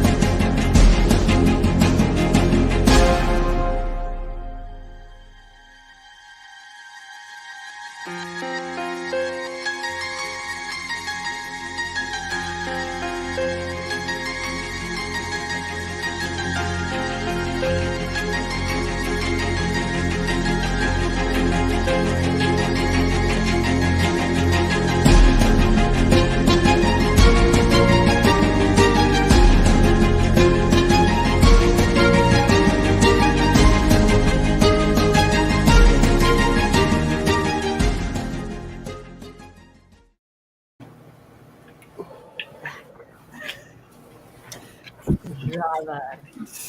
Yes, Jess is amazing. She's our techie person. Love the techies. Imagine there's another half to this. I have food. Chicks camera is on, so I'm sure I'll be back in just a second. But yes, there is another day before a certain Captain everything. Yeah. And that day is plagued with thunderstorms. I love that. Which Elizabeth loves the rain. is delightful. However, I will take a group and grab Tuck when he ever comes back. A group engineering check to batten down the hatches. There's Tuck. Since this is weather-based, can mine be a nature check since I have a specialty in weather? Yeah. So I would have like this coming, so I would have been like making commands to the crew. Like, hey, do this, let's prepare, like it'll be here in this amount of time. Oh yeah, and you're on the open ocean, even with the islands dotting the horizon on the sides.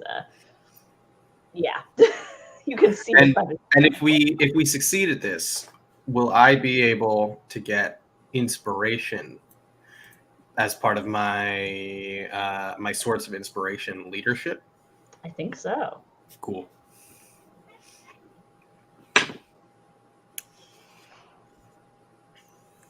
But I do need everyone to make that. Oh, my D20. It's like a group check, right? Yes, it's a group check. Oh no. Okay. What stat am I adding? For you, I think it'd be wisdom. For everyone else, I think it's your choice of intelligence or strength to represent, like literally, like holding, like you gotta like bring in the like ropes and pull up the sails, and so you don't lose the mast, and patch the hole that the captain put in the side of the ship. It was just a small hole. Fix Lewin's window. I got a 17. Got a 17. I'm using my strength. I got a 10. After all the Unless you want to give me advantage. no. Oh, dang. I mean, what? I mean, you know, Okay. 10's not bad. That's It's a not group. bad. It's a group check. It's a So group check. Lewin also got a 17. 17. Well, it's a 3, but technically a natural 1. Ah.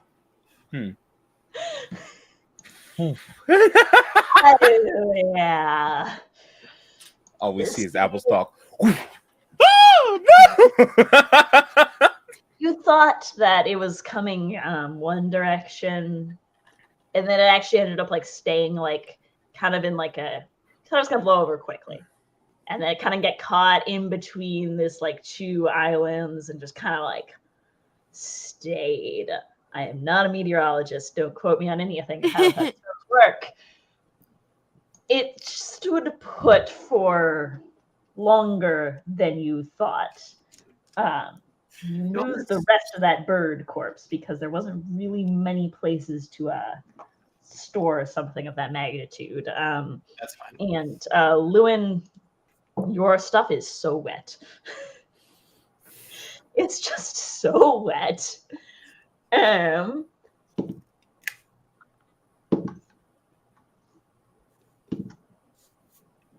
God. And there is crazy lightning.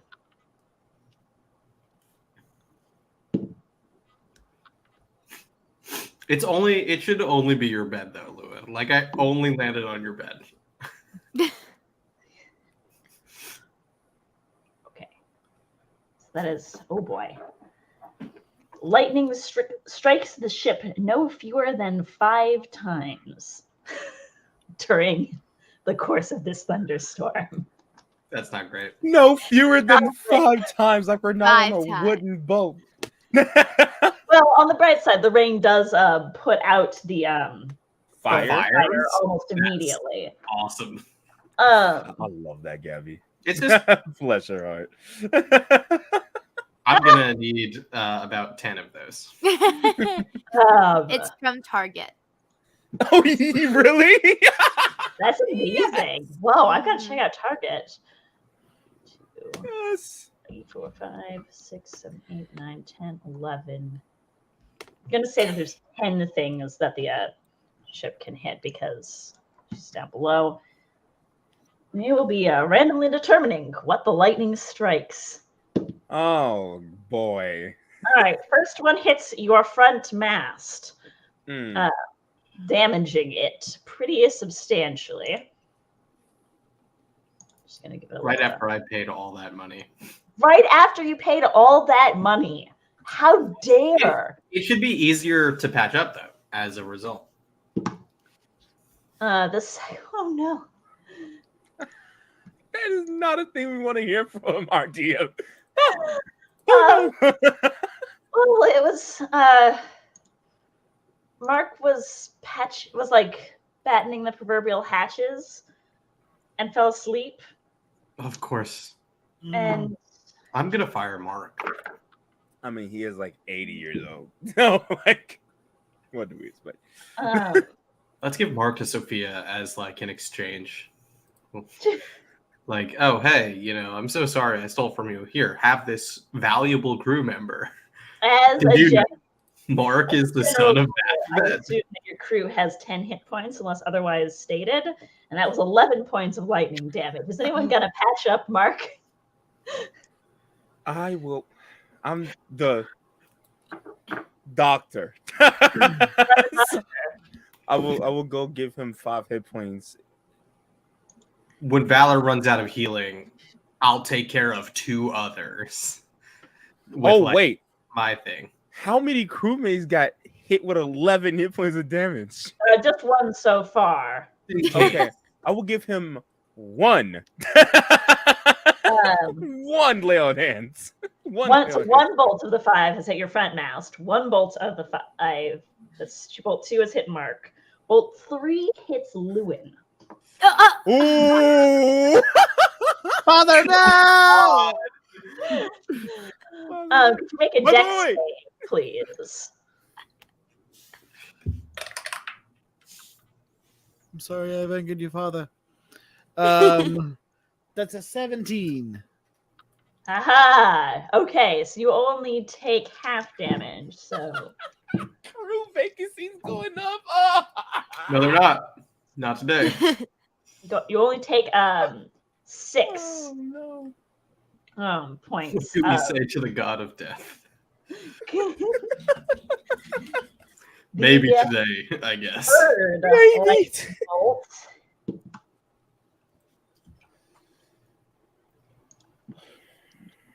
Five, 6, 7. Segura cannot catch a break. Come on, Segura. Oh, but she critically succeeds on her dex save. Good. Her horns are more than sparky. all of us. Her horns are sparky. She has literally crit of her 3 things that she's rolled. I think she has crit on 2 of them. Use worse dice, Sarah. Use worse dice. Her horns are sparking. She's probably gonna come to Lewin after the storm has passed to be like, guys, is this normal? Is this normal? What happened here? Mine are doing the same thing. It's really crazy. That's bolt 4. Mounts, Mark, Lewin, Segura. The last bolt. 1,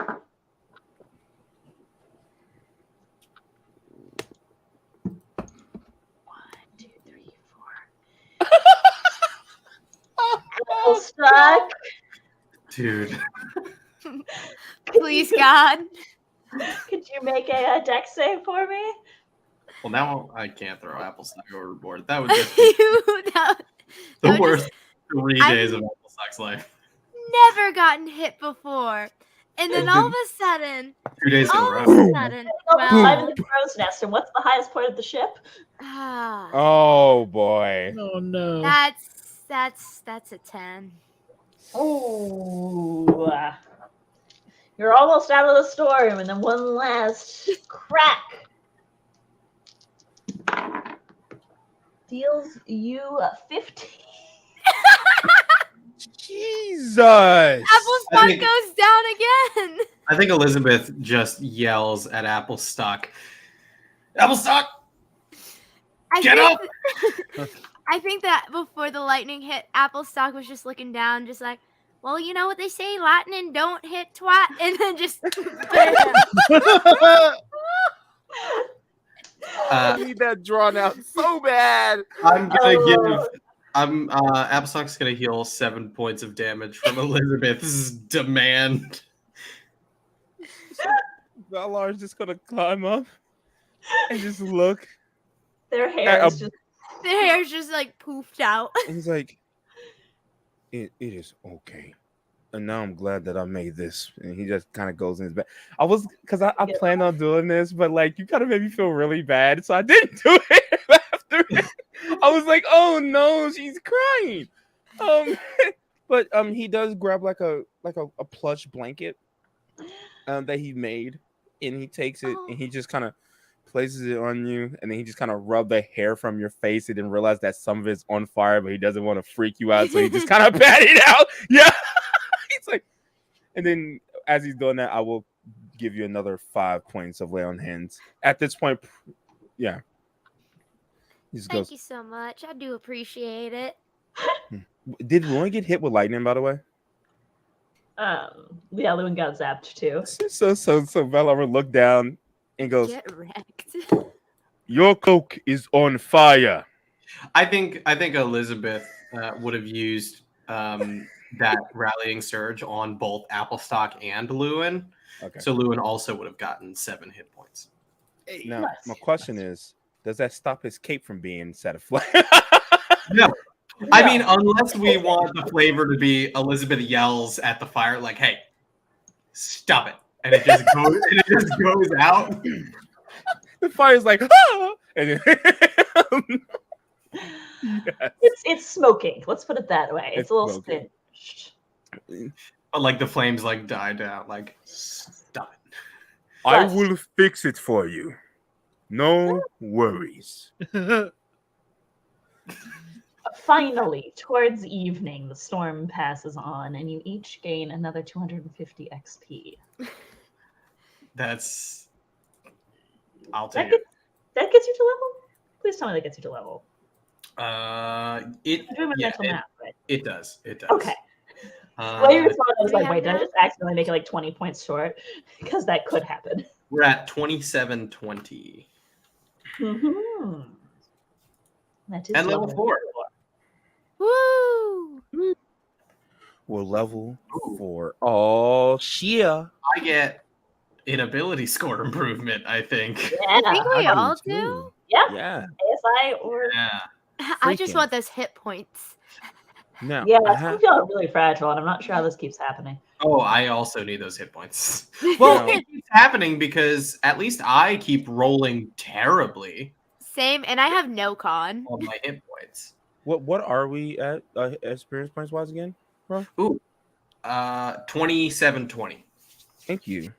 I also, I don't know about everybody else, but I get my second maneuver degree. Ooh. I think I did too. We'll see. I can't wait for the next level. Level 5, because I'll get another attack. I'll get 2 attacks. Can you imagine? I can't. Okay. What are my hit points? A D10? And I we rolled a gonna- 5 for my hit points. I'm at 20 hit points. Yay! Are we gonna do the thing while like leveling up while we're moving on in the story and stuff? I think we well, barring anything going sideways for the next hour, I think we That can keep look. the story and level up after the session. But roll your hit points now. Oh, that Because I don't terrifies me. Okay. I don't have All right. I am trying to decide. Oh wait, so we're not doing the rest of the leveling up right now? well, I mean, you can work on it as you go, but I don't Okay. think we need to do that. Okay. Live, We don't have because to that's my stop. plans. I thought this was going to fall at the end of last session, and now here we are into this session. Where's my D10? Okay, so I get a D10 plus 2 because of my constitution. Yeah. You gotta be kidding me. What did you roll? I rolled a 2, No! so I get dude. 4 hit points. I don't think I've rolled higher than a 2 on my hit points. No. All right. Rob, My turn. re-roll that. I'm not gonna say no. I'm okay with it, but I'm not saying no. I think you should re-roll that. Did you just roll 1? Yeah. No. Oh, no. Buddy. Okay, take the 2. You're not getting another re-roll. Take the 2. That's fine. It's fine. But oh my god, it's I'm at just 25 hit points now. I've rolled an 8, so I have 34 hit points now. Oh my god. I feel terrible. I'm I so often sorry. house rule that before level 3, if you roll lower than the average, you re-roll. So Oh well, I would have re-rolled I like that. every time up until but now. I'm not, because we're showcasing a system. I'm It's not home brewing. I designed it. I'm not home brewing. I'm not allowed. Maybe if we get season 2, I don't know. No, but that's why you're past the point where it matters Yeah, but- so much. It's mostly to prevent the like level 2 wizard with like 7 hit points that can happen. Well, how about the level 2 marshal with like 10 hit points? Sorry, I'm 35. I forgot we added con score to that. You're fine. You haven't died. You have not died. But yes, the dawn comes clean after the thunderstorm. What is Elizabeth doing? Well, Applestock like died again. And like so Applestock is in the situation that Valor was in, like fatigue wise and everything probably now, right? I think because they rested and then because when you rest and spend supply outside the haven, you can get back your first level. Okay, so it would have been one level, then it got back, then it was down another level, and now it's back. Yeah. Okay, well, Elizabeth is gonna do something less mean, I guess. Just out of not necessarily pity, but like she definitely feels bad, but knows that Applestock needs to get pranked super hard. Oh boy. Applestock needs to be put in their prank place. So I think Elizabeth is gonna take whatever is like smells the worst in Cled's kitchen, like in the middle of the night, like Elizabeth in just like regular clothes, so not the breastplate that makes a ton of noise. Or maybe like since Elizabeth would have gone to bed before Applestock, like I think she would have put something like under a floorboard under Applestock's like bed. So like if it's the crow's nest, it's even better. Oh yeah. It would have like Elizabeth would have like wedged one of the boards up, shoved something like super rotten and stinky like under there, and then like put the board back down and let the nest like rest back on top of it. And in the event that Applestock like finds it and like tries to like look under, I'd like to try and rig like a string to like a spoon so like it'll fling an egg up into Applestock's face if they look under the board. Oh my god, make an intelligence engineering check. Could it be wisdom? No. I don't see a way that you're wisdoming. What about charisma? Because it's hilarious. It is hilarious, but what you are doing, I think, is intelligence based. This is exclusively based on the Egg Olympics in my elementary school, which were Damn. Actually. You said engineering. Mhm.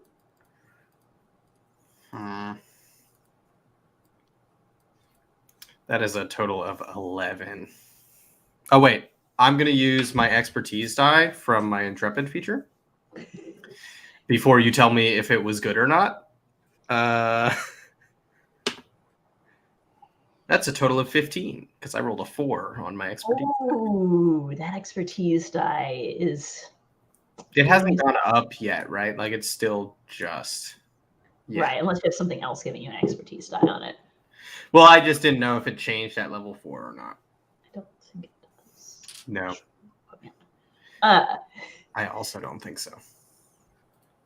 And you're doing this while Applestock is asleep?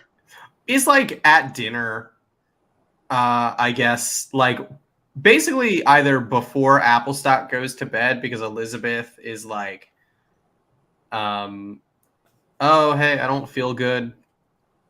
Like, you know, I've been maybe something that bird like had on its claws is making me a little sick or something. So I would have like gone to bed early. Give you your choice of a deception or a stealth check. Deception. Deception. Yours is Applestock's insight then. Okay. Since it's like my most important thing, I am. No, it's fine. It's fine. I won't finish leveling up yet. It'll be okay. Oh, that.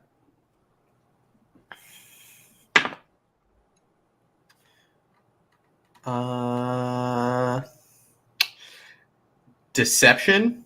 Yes. Okay. That is a 20 total. Oh, what's Applestock's insight to oppose that? What is an insight check again? Go ahead and make it with wisdom. It's wisdom? Yeah. So I rolled a natural 17 plus 3. Oh, so you're tied. I rolled a natural 16 plus 4, so that's a tie. That's a tie. Go ahead and make a little like standoff check. Okay. Same. Just make the check again. But I imagine this is like Captain gets up like, oh, I'm not feeling well, and Applestock's just like. Is that true? Yeah. And like, if this was a film, then the camera would just be cutting closer and closer to your faces. That's a natural 18 plus. That's an 11 for me. 22. You can't call her bluff. Elizabeth just sneezes like twice, but it's super convincing. And you go up and you rig up a little trap with some of the like. I imagine it's like some broccoli stems or something that just smells really weird if you leave it to compost for. Yeah. Maybe a little bit of like fish that Ooh. Was like a little bit of just the tiniest bit of fish that was definitely about to go into the garbage. So she just like mixes, like she like creates a little like jam with the broccoli. And then just like slides it under the board, and then there's like the spoon thing. So it's like you scrape it, you just spread it across the board like butter on toast, and then there's the string and the spoon with the egg. That's disgusting. I love it. Applestock. When you go up at night. There's a note in there too for after that says from Elizabeth. Ha ha. When you go to bed, things smell a little strange. A little strange. Okay. Yeah. Yeah. I'll look around my space to see if anything is out of the ordinary. Make a wisdom perception check. Wisdom perception check. Now, okay. Even here's the thing. I would argue that since I grew up around 9 siblings, this would be applicable. I do have expertise in trap finding, and if I am totally, totally applicable. I like how you were like, let me prank the rogue by setting a trap. I mean, it's fine. You gotta shoot your shot somehow. Yeah. Okay, yeah. And you said, so this is an investigation, right? Or is it wisdom? I'll let you use investigation. I'll let you go intelligence investigation. That makes sense to me. Okay. So that's gonna be an 18, but I also get expertise because oh, that's a 4 on my expertise roll, so that's gonna be a 22 to find a trap. Yep, someone has rigged something underneath your floorboards. Okay, great. I'm just gonna dismantle it. You dismantle it and you find the note. And it is apparent to you with your trap finding expertise what this was supposed to do. The intent behind it, and the captain tried to prank you. Yeah, the captain did try to prank me, and I think that Wait, did you say what the note said? Yeah, from Elizabeth. Haha. Oh, okay. I think Applestock's just gonna kind of smile to themselves, and then just fold the note back up. And you said it was like an egg. Was it like a rotten egg? Probably. I think it would have just been a regular egg. A regular egg. The jam was the stinky part, and that'll linger, so it's fine. Because that'll just be in that board. So Elizabeth doesn't go in the crow's nest because she's the captain. So it's kind of like haha. But it would have just been a regular egg. Elizabeth knows who Applestock is. There wasn't a huge expectation that it would work. But it was more like, I just want you to know that I will retaliate. I think that Applestock is going to do their best to clean it out. And then once that's all done, he's going to look at the egg and then smash it on their face. Oh. And then climb back down and kind of just very openly kind of walk through and ask people oh, hey, do you all know where Beach Petal is? Something stinky ended up in my crow's nest. And yeah, the Captain Flynn, I think, just set a trap for me and pranked me. So I'd like to find Beach Petal and see if I can get some cleaning supplies. And then just make it known throughout the whole ship that Captain Flynn pranked Applestock. I want to make an insight check. I want to make an insight check so bad. I want to know if Applestock is. I find a deception check at advantage because you're telling the crew a story they would love to believe. This is hilarious. So by the time it reaches the captain, it's likely got some support. Okay, that's one really good roll. Okay, I'm gonna take the first one. Jizz. Hang on, let me do math. Deception. Is deception charisma? Yeah. In this case, yes, it would. Yeah. Okay. That is a dirty 20. Natural 19 plus 1. My dice disappeared again. Math is hard. It's slower than that. It wasn't terrible. It was a 10 or a 12. Yeah. As far as you know, you got her. I definitely am okay with that. I don't believe it in my soul of souls, but I'm not gonna tell anyone otherwise. Very reasonable. And as the morning mists lift on that third day, you see the city of Panatoa, which some of you have probably been to, others of you likely have not. It's on one of the biggest isles of the Thelvian Isles, and which is once was a volcano. It's a massive, pointy island, and down one of the valley sides, this city has been built up it started as white stone, and as is natural for human climates, it's turned to kind of a light green stone, but lots of vertical buildings, gorgeous glass, flowering trees, and vines swinging from building to building.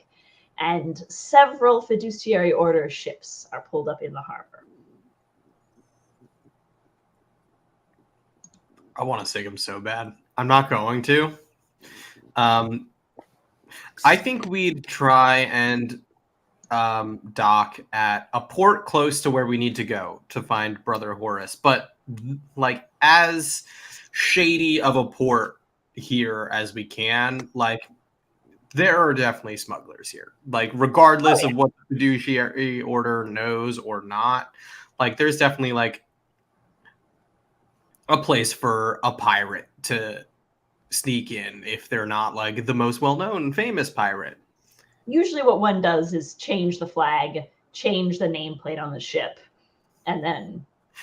We would definitely do that, but Elizabeth has made it clear on the way out, we're going to change it back. They're gonna see us leave having known that we did something. I don't know what that something is gonna be yet. But I'm gonna figure it out.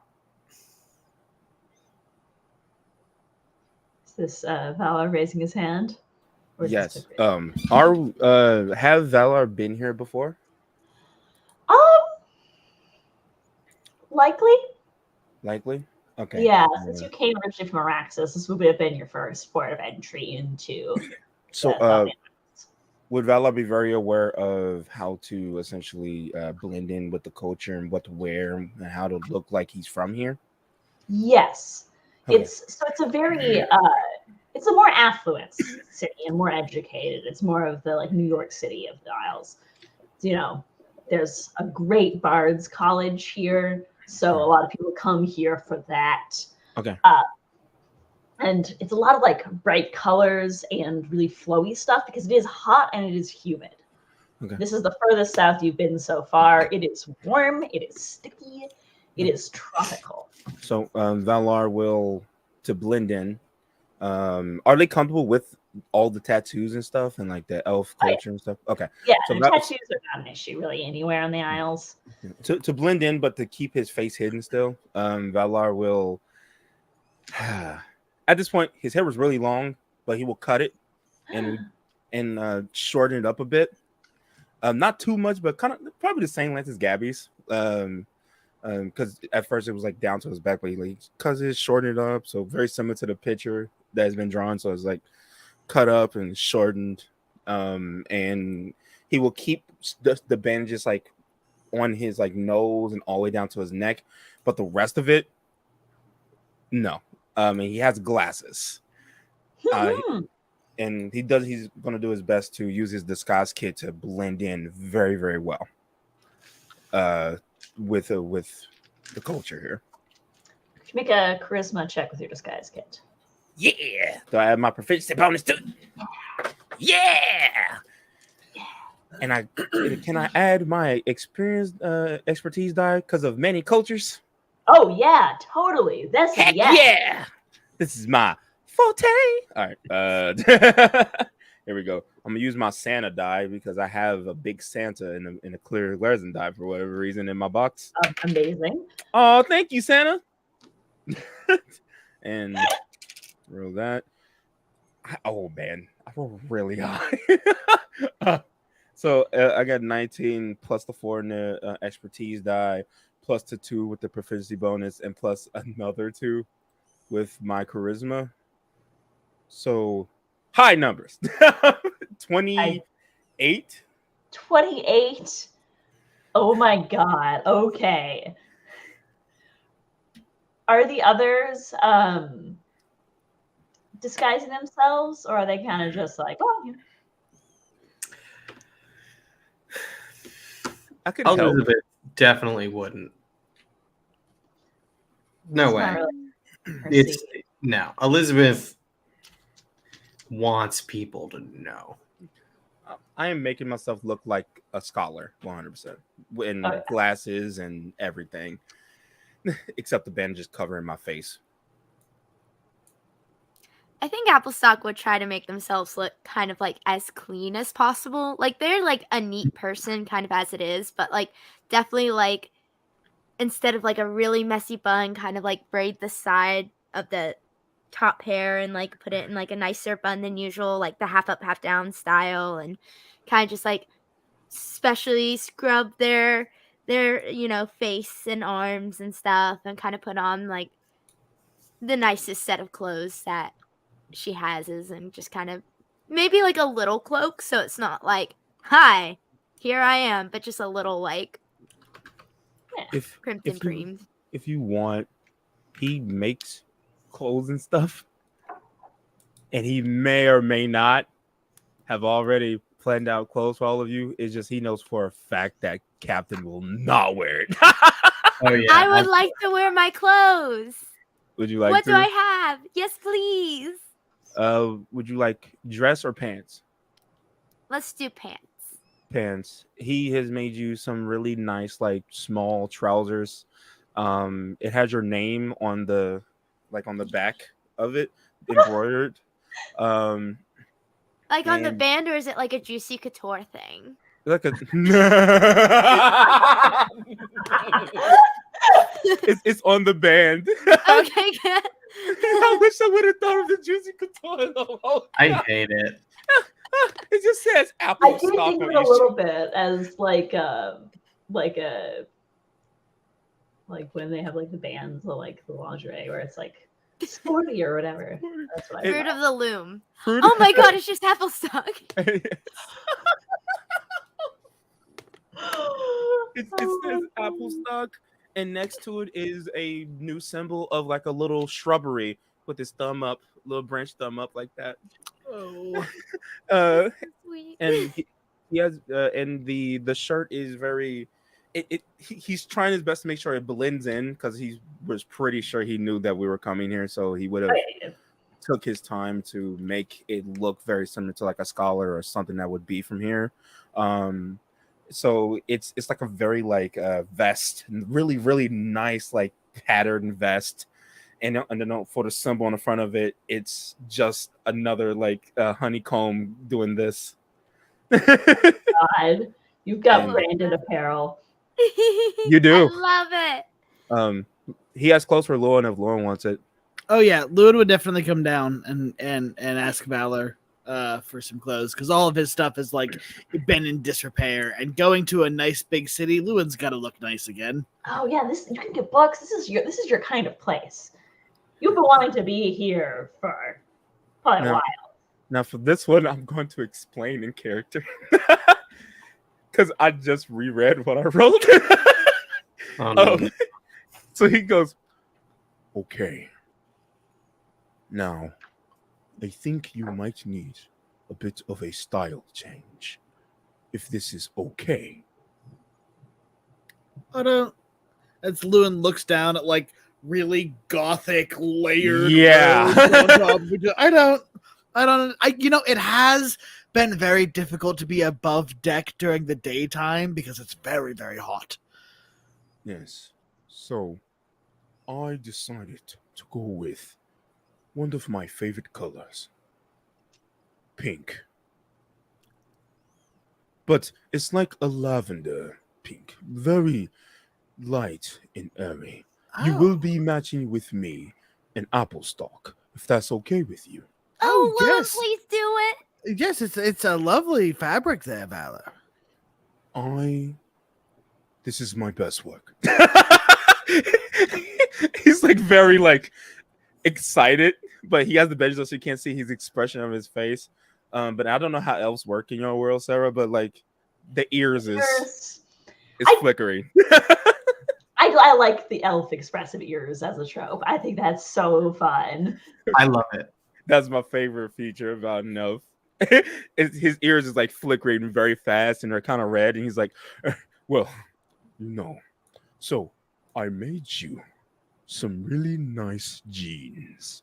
And like he pulls out the jeans, and like they're like embroidered on the side, and there's like little depictions and pictures on the side, and like of like a little devil horns, and like he went all out. on the band, it is like another honeycomb going, and it also says Lewin, but it's done up really cute, and the eye has a heart or the E. It's a heart over one of the letters. I don't know how Lewin is spelled.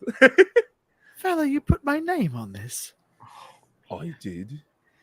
That means you made this with me in mind. Yes. Fella, that's not the nicest thing anyone has ever done for me. I'm gonna hug Valor. He's very used to the hustle. He's like, oh, it is okay, but I have more. Oh my goodness. And he goes, and so just to speed it up, he pulls out a sweater, and he knows that it's very hot, so it's a very thin sweater, and he pulls out gloves because he realized that you wore gloves, or did you wear gloves or did you not wear gloves? Sure, I wore gloves. Okay. That you wore gloves, and he realized that they were very tattered and old, so he made you some really nice like leathered out, like you can tell that he took time and he tanned it, and so he gives you the gloves, and on the back of it is just a little cartoon version of him and Honeycomb going with the thumbs up. He's like, so cute. Here you go. Also, I have found a reason for this, and I'm going to tell you later, Sarah, what the reason is. I'm very excited. I also love the mental image of you just like knitting this entire time. Oh, 100%. And the idea that you knit a sweater in 3 days with everything else that's going on. And this is, I'm hoping that the rolls go well. He made a sheath for Captain, but he know that the Captain will not take it if he gave it to her. So he goes to Applestock and goes, Applestock. Yeah, what's up? Can you sneak this onto the Captain? Yeah, I'll try my best. Pickpocketing specialty. Pickpocketing. I was really hoping that would be good for that. Yes, this comment. That's Applestock another thought. Jeans and boots with the fur. With the fur. The whole club is looking. And you can't tell how old we are. Oh God. Yeah, I will take a sleight of hand, dexterity sleight of hand with your pickpocketing expertise die versus the Captain's. Woo. What's your passive perception? I feel like you should get a +5. This is literally on your body. This is literally your. Yeah, it's always on me. It's your. So if I get a +5, that would make my passive perception a 17. That feels appropriate for the difficulty of this. Yeah. So I rolled a natural 17, and with my last level up, my expertise die for, well, actually all sleight of hand checks, not just pickpocketing, went from a D8 to a D10. So it's a natural 17, but just for, funsies. Okay, that's a +4. So that's 21, and then plus dexterity, right? Yeah. That's gonna be a 25. Oh, crap. I think I definitely would have just like needed to do something really important. So I would have just like leaned it down for a second, and Applestock just. Although it's like a sheath for my great axe, which is massive. I'm imagining it's like a holster sort of situation. Yeah, that's where it's like. So like I'd have like this like leather strap or whatever that's like attached to like my armor. I am 5'5". I will never in my life use a great axe. I have no idea how you draw one. I'm sorry. It's also like Applestock's a loot runner, so it can carry 2 bulky items. When you're awesome, you just one arm, you pull it off your back, you just go. How does That's so cool. Well, like it's probably like a button snap or whatever. So you pull, it snaps open, and then it's like just swinging an axe. Like, I'm not good at axe throwing. I will be looking this up on YouTube later. And now I must know. But yes, you dock. So starts the end of the dock, where I think probably Mark, honestly, is your experienced salesperson, if a little bit on edge from being struck by lightning, is Well, if he would stop falling asleep.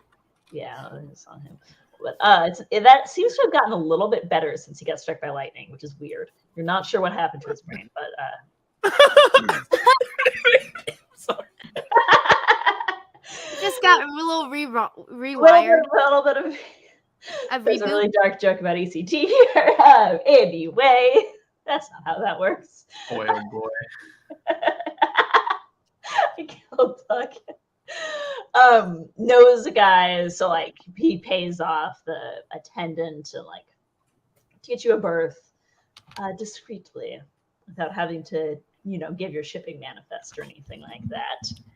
And you step off into the hustle and bustle of Panatoa, and someone immediately stops Valor and asks for directions. Valar, you would just go, I believe it is that way. He has no idea where he's pointing.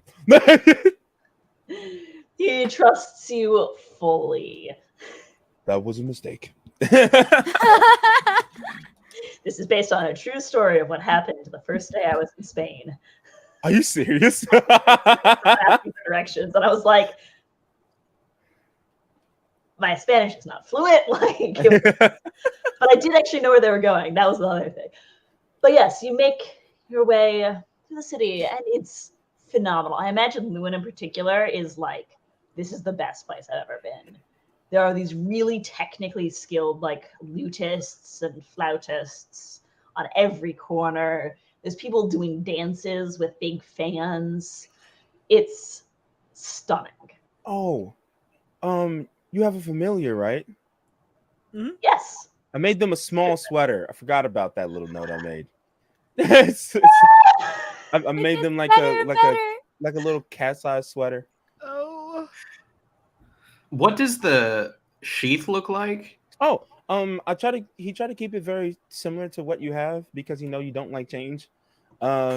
So, but on the band and very clearly, and you could probably tell once you touch it, there is a crazy amount of like little depictions and like hearts and like very small things. And then if you decide to read it, let me know. Oh yeah, I mean, I think the second Elizabeth grabbed her axe again, she would have realized this isn't my sheath. This axe is sacred to me. And then it would say, oh man, I'm gonna get embarrassed. It says, "Thank you for saving my life. You are one of the closest friends I've ever had. Even though I have my memories back, you are still the closest friend I've ever had." Aww. Elizabeth just like looks at it like. Then there's like a little heart and a thumb up next to it. I think Elizabeth, for the sake of her own reasons, like takes it and like flips it inside out. But only because she knows that they're constantly getting attacked lately, so she didn't want like the inscription to get like scratched up or anything, because like her old sheath was beat up and like worn down, but that's because she's always using this axe and just yanking it out of this sheath and stuff, and like it's always out in the sun and everything. So I would like to spend like 10 gold for all those materials if that was okay. Yeah, that seems. But otherwise, Elizabeth makes no mention of it. Doesn't even make it seem like she noticed or anything. But in sticking with what we were going with before, her heart grew 3 sizes that day. She would never let any of you know that, though. Yeah. Of course. Well, I hope so, because that'd be a bad medical condition. Oh God! It all comes back. Gotta circle back sometime.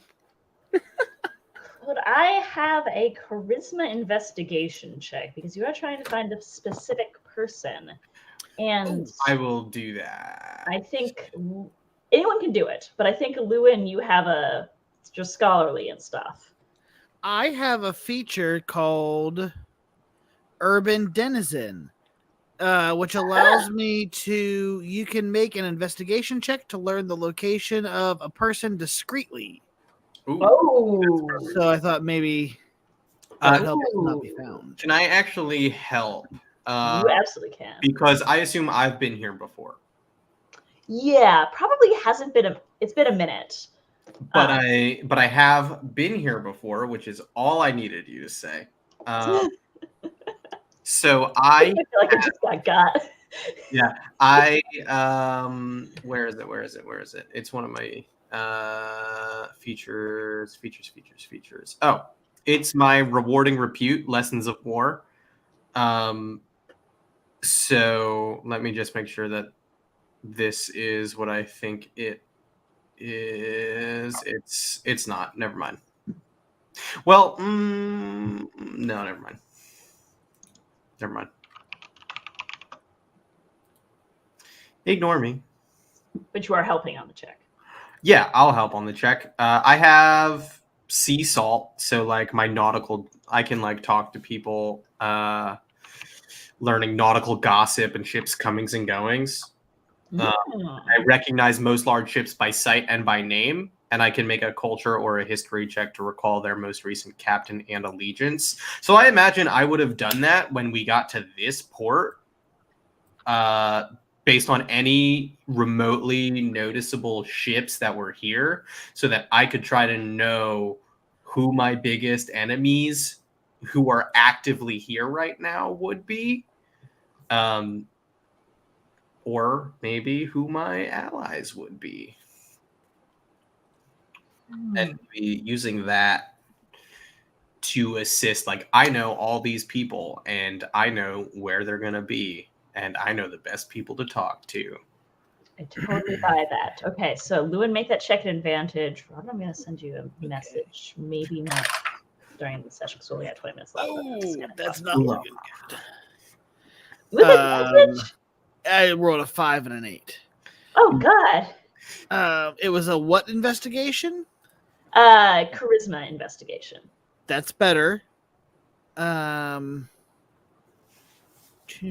and 4. No, I'm 1 off. I got a 14. Hold on. Let me see. I don't know. I don't. Nope, that's only for me. Could Applestock use the It Takes a Village and give Lewin the expertise die? Yes. Yes. That's amazing. I was trying to see if I had something that would give Lewin an expertise die on this, but my thing is only on attacks. And this isn't that. Expertise die gave me 3 more for a 17. Yeah. Yay! Okay. So it only takes you, it's like 6 or so hours of, wandering around and making some discreet inquiries, which they are discreet. You don't think you've raised any feathers? Raised any feathers? Alarms. Alarms. Yeah, you ruffle feathers, you raise alarms. We are creating Malifaux like you would not believe, and you do find someone who knows Brother Horace.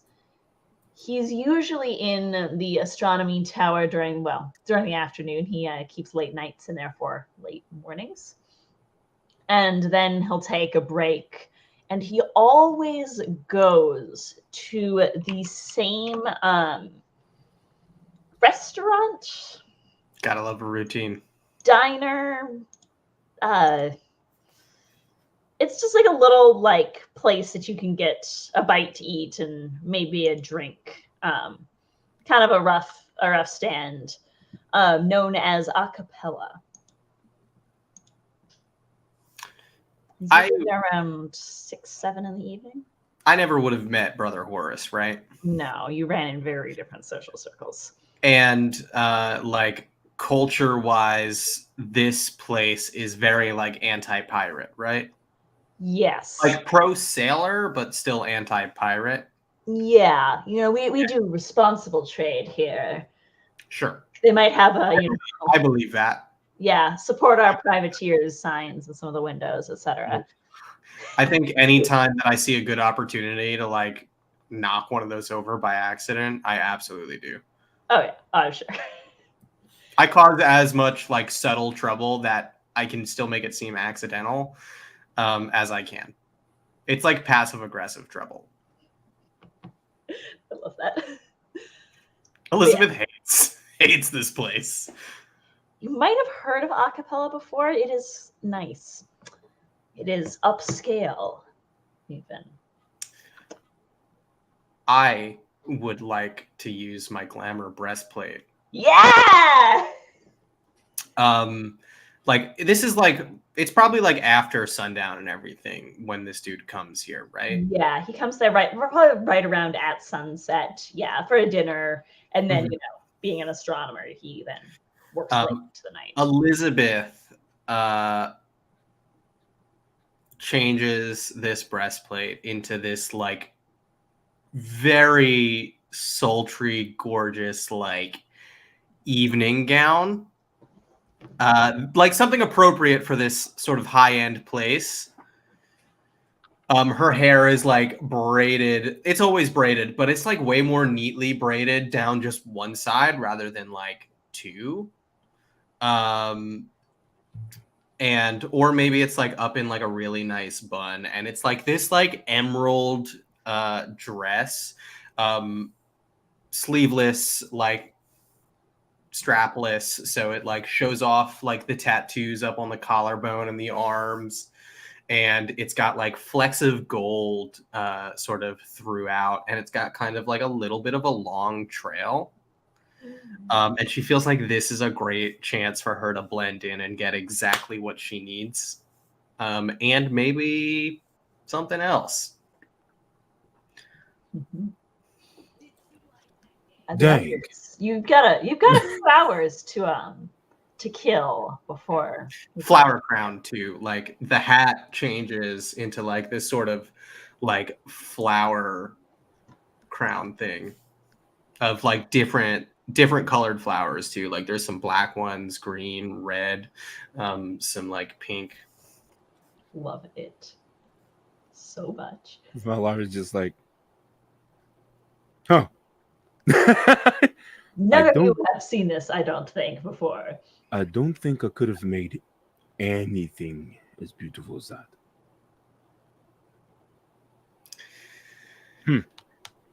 We never speak of this.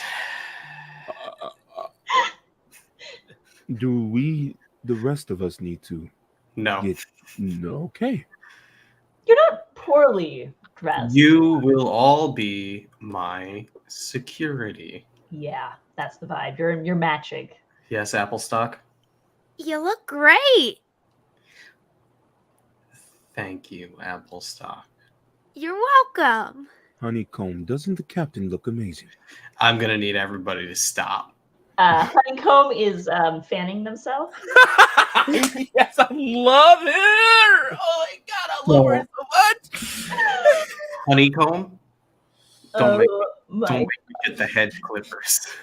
Oh no, not the hedge clippers. Honeycomb just. Yeah. Oh. As you make your way up the cobbled marble streets, Heels also. Oh my god! Real nice stiletto heels.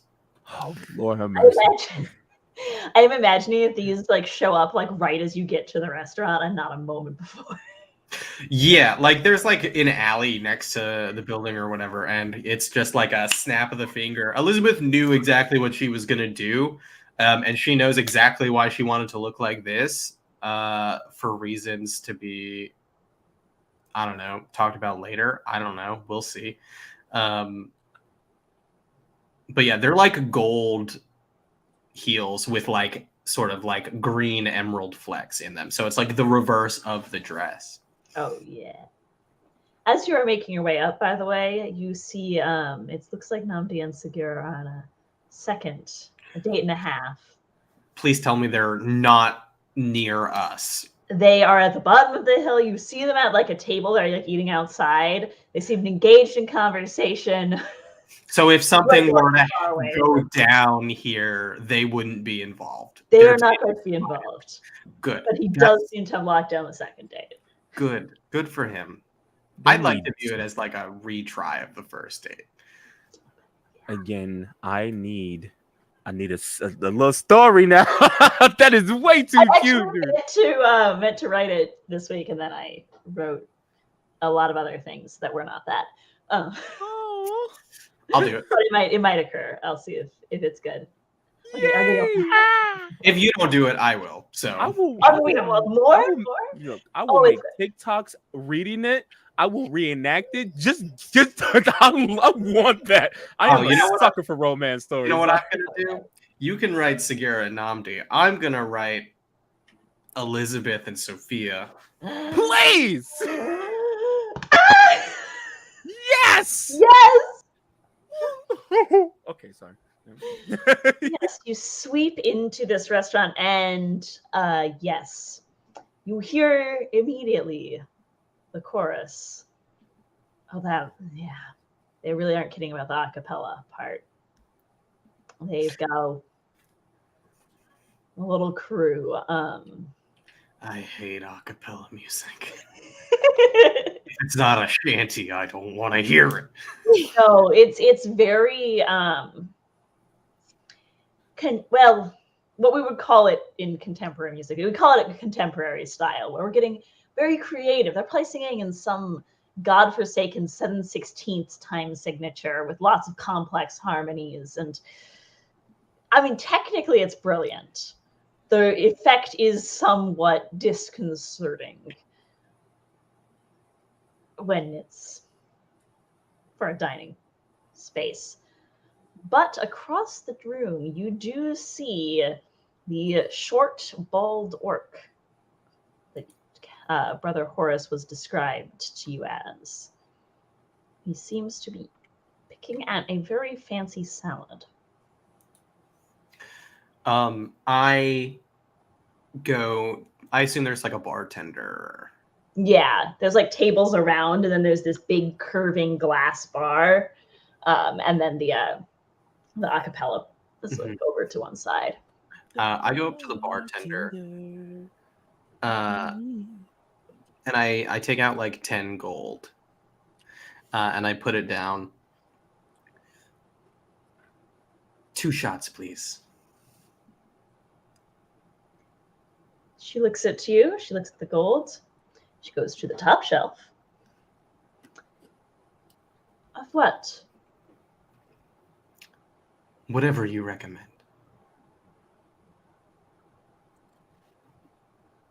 And she pulls down, it's a little fluted purple bottle, but looks to be a floral gin. She pours it, and then she places a little edible flower on the top of each shot. She slides them over to you. Thank you. And I think Elizabeth takes them, winks at her, and then definitely does one of the shots immediately. So it's like, I need it. And then she just kind of carries the other one with her over to Brother Horace. How tall is Captain Flynn?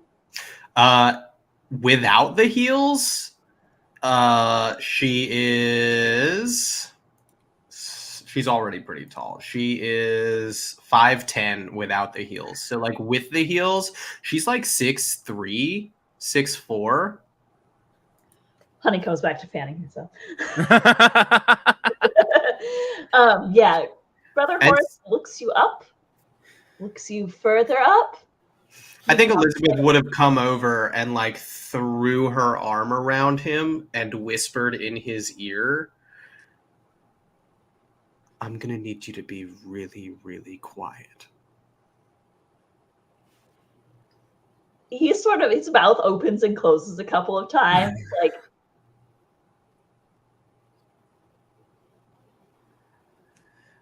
I have a rock I need you to look at. Well, he's like whispering because you said to be really, really quiet. I'm not a geologist. Shh, shh. It came from the sky.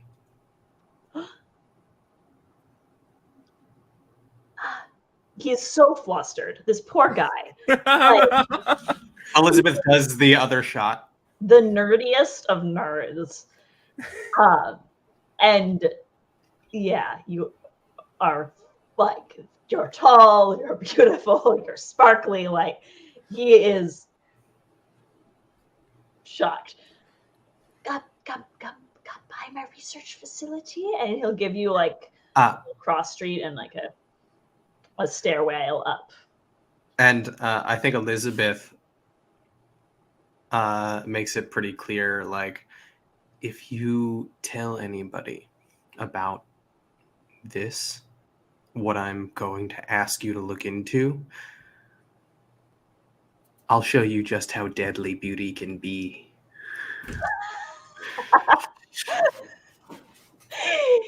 He's so flustered. Yeah. And then he's going to like, he's not doing it with the most suaveness, but he is going to hand you a key. Yeah, I think Elizabeth just takes it and hands it to either Valar, Lewin, or Applestock. Whoever's closest. Yeah. I'll take it. Yeah, no, Valar is like in the back, just mouth of gape. Like the Benjis is covering it, but like the bench is kind of stretching. He's like,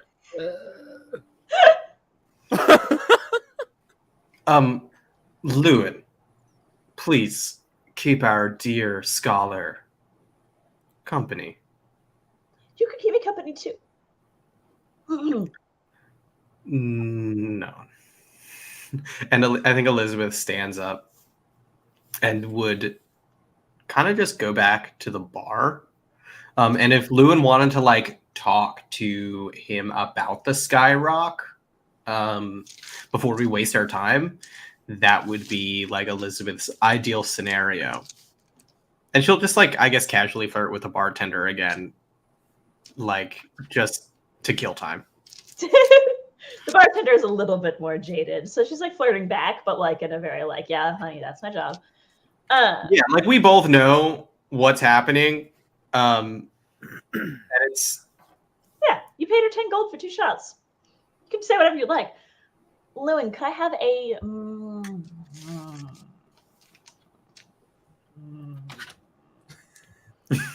what role is that? I am open. I think it's definitely going to be intelligence. I'm open to suggestions. I think Lewin should get advantage because of what Elizabeth did to this man. Let's put it this way: he's not getting lied to, and the man is also not. The orc's not going anywhere. Good. Could I potentially do persuasion negotiation? Yeah, I buy that. I get an expertise die on that. Yeah. We all put a lot of dice into persuasion and stuff. Charisma. That's going to be a 25. He tells you everything you would like to know. He is clearly a foremost expert on extraterrestrial asteroids, anything that could, meteors, anything like that is his thing. And he is very nervously going to tell you all about it. He's happy. He tells you all about his research. He's so thrilled. He does sneak in asking if Elizabeth is single. You know what, Horace? I think she is. Can I ask you? No. Can I ask you, Horace? Can't believe Lewin's going to get Horace killed. Are they paying you at this research institute? Oh, well, it's a modest stipend. How modest? Oh, yeah, let's ruining the DM's life. He's thinking I'm just gonna order a drink for both he and I, and I'm gonna turn around while I'm ordering the drink and just thumbs up to Elizabeth. Elizabeth is over there just like arms folded, staring at the interaction, just so cold. Watch this. Watch what I'm going to do. And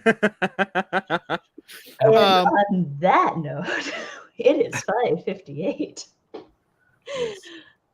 So I think we'll pan out of this conversation.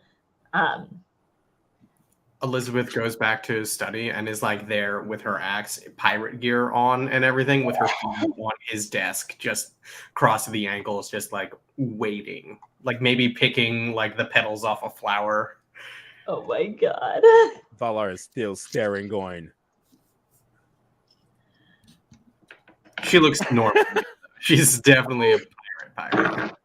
I reckon they are paying him 10 gold a week also for his work. All right. I can make him a better offer. He could make so much more money working for pirates. All right, my lovely cast. Who are you? Where can people find you? Who wants to go first? You do, Chuck, because you spoke first. Ah, crap! I did it again. Yeah, like every. Well, hello, hi. I am Tuck, I guess. You can find me on the Tuck, I Guess channel. I may be having a channel name, and I will be announcing that maybe at another time. Ooh. Because things are going up for me really well. But tomorrow will be Illusionary Chase, a D&D game where I am the DM and I have a whole bunch of wonderful, crazy players, and they are playing in my version of Barovia. So if you guys want to come by, say hello, say what's up. We play at 7:30 p.m. CST or CDT. Same thing. Come on, America. If you come by, say hello. Not tomorrow. What do you mean not? Not tomorrow. Thursday. Jeez. My scheduling sucks. Thank you, Val. Thursday. Come by. We would love to have you. Also, Two Shades of Nerd podcast, 1 p.m. CST on the Chaotic Conclave channel. Love to have you. Kurt, who I almost just called Lewin. Hi, I'm Kurt Stradinger. You can find me on social medias at Mr. Kurtwise. You can also catch me DMing tonight on twitch.tv/5% chance. I'm DMing the game Diceberg. We start at 7:30 Eastern time. We run every other week. And tonight is our week. So if you're not doing anything after dinner, come join us. Come hang out. Come watch our show. Gabby. Hi, I'm Gabby. You can find me at Gabby on TikTok. I also have a Twitter, but I never use it. So find me on TikTok for updates and things like that. Also, if you get done with Kurt's stream and you're like, wow, more D&D, you can join us at Queer Questers at 9 p.m. Eastern. You can find us at twitch.tv/thequeerquesters. And we are in some angsty times right now, but come join us. It's fun. We'll also be doing some charity streams this month because it's June and that is Pride Month. So we'll be doing some charity stuff with that coming up, but follow me for updates on those. I definitely forgot tomorrow was June and that June. I did too. But hi, I'm Robin. You can find me on Twitter at Call Me Caulfield. That is Call, Call, me, Caulfield, Caulfield.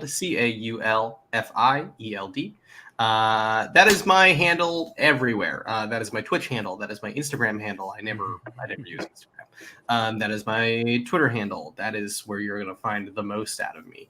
And if you want more D&D after Queer Questers and Kurtz,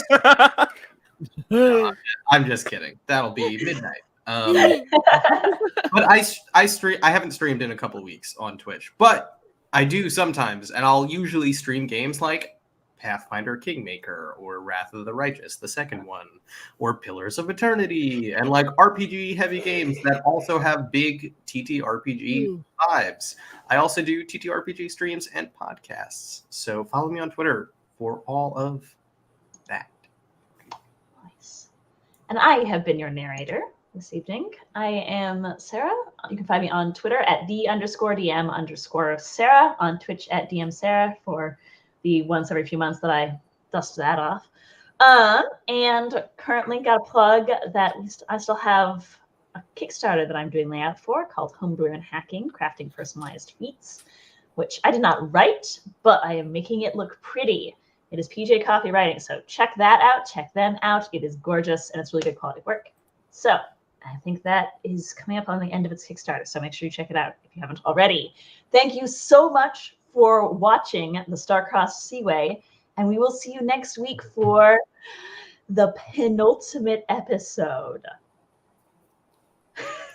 Which sounds fake. I know. That's not enough episodes. To get crazy.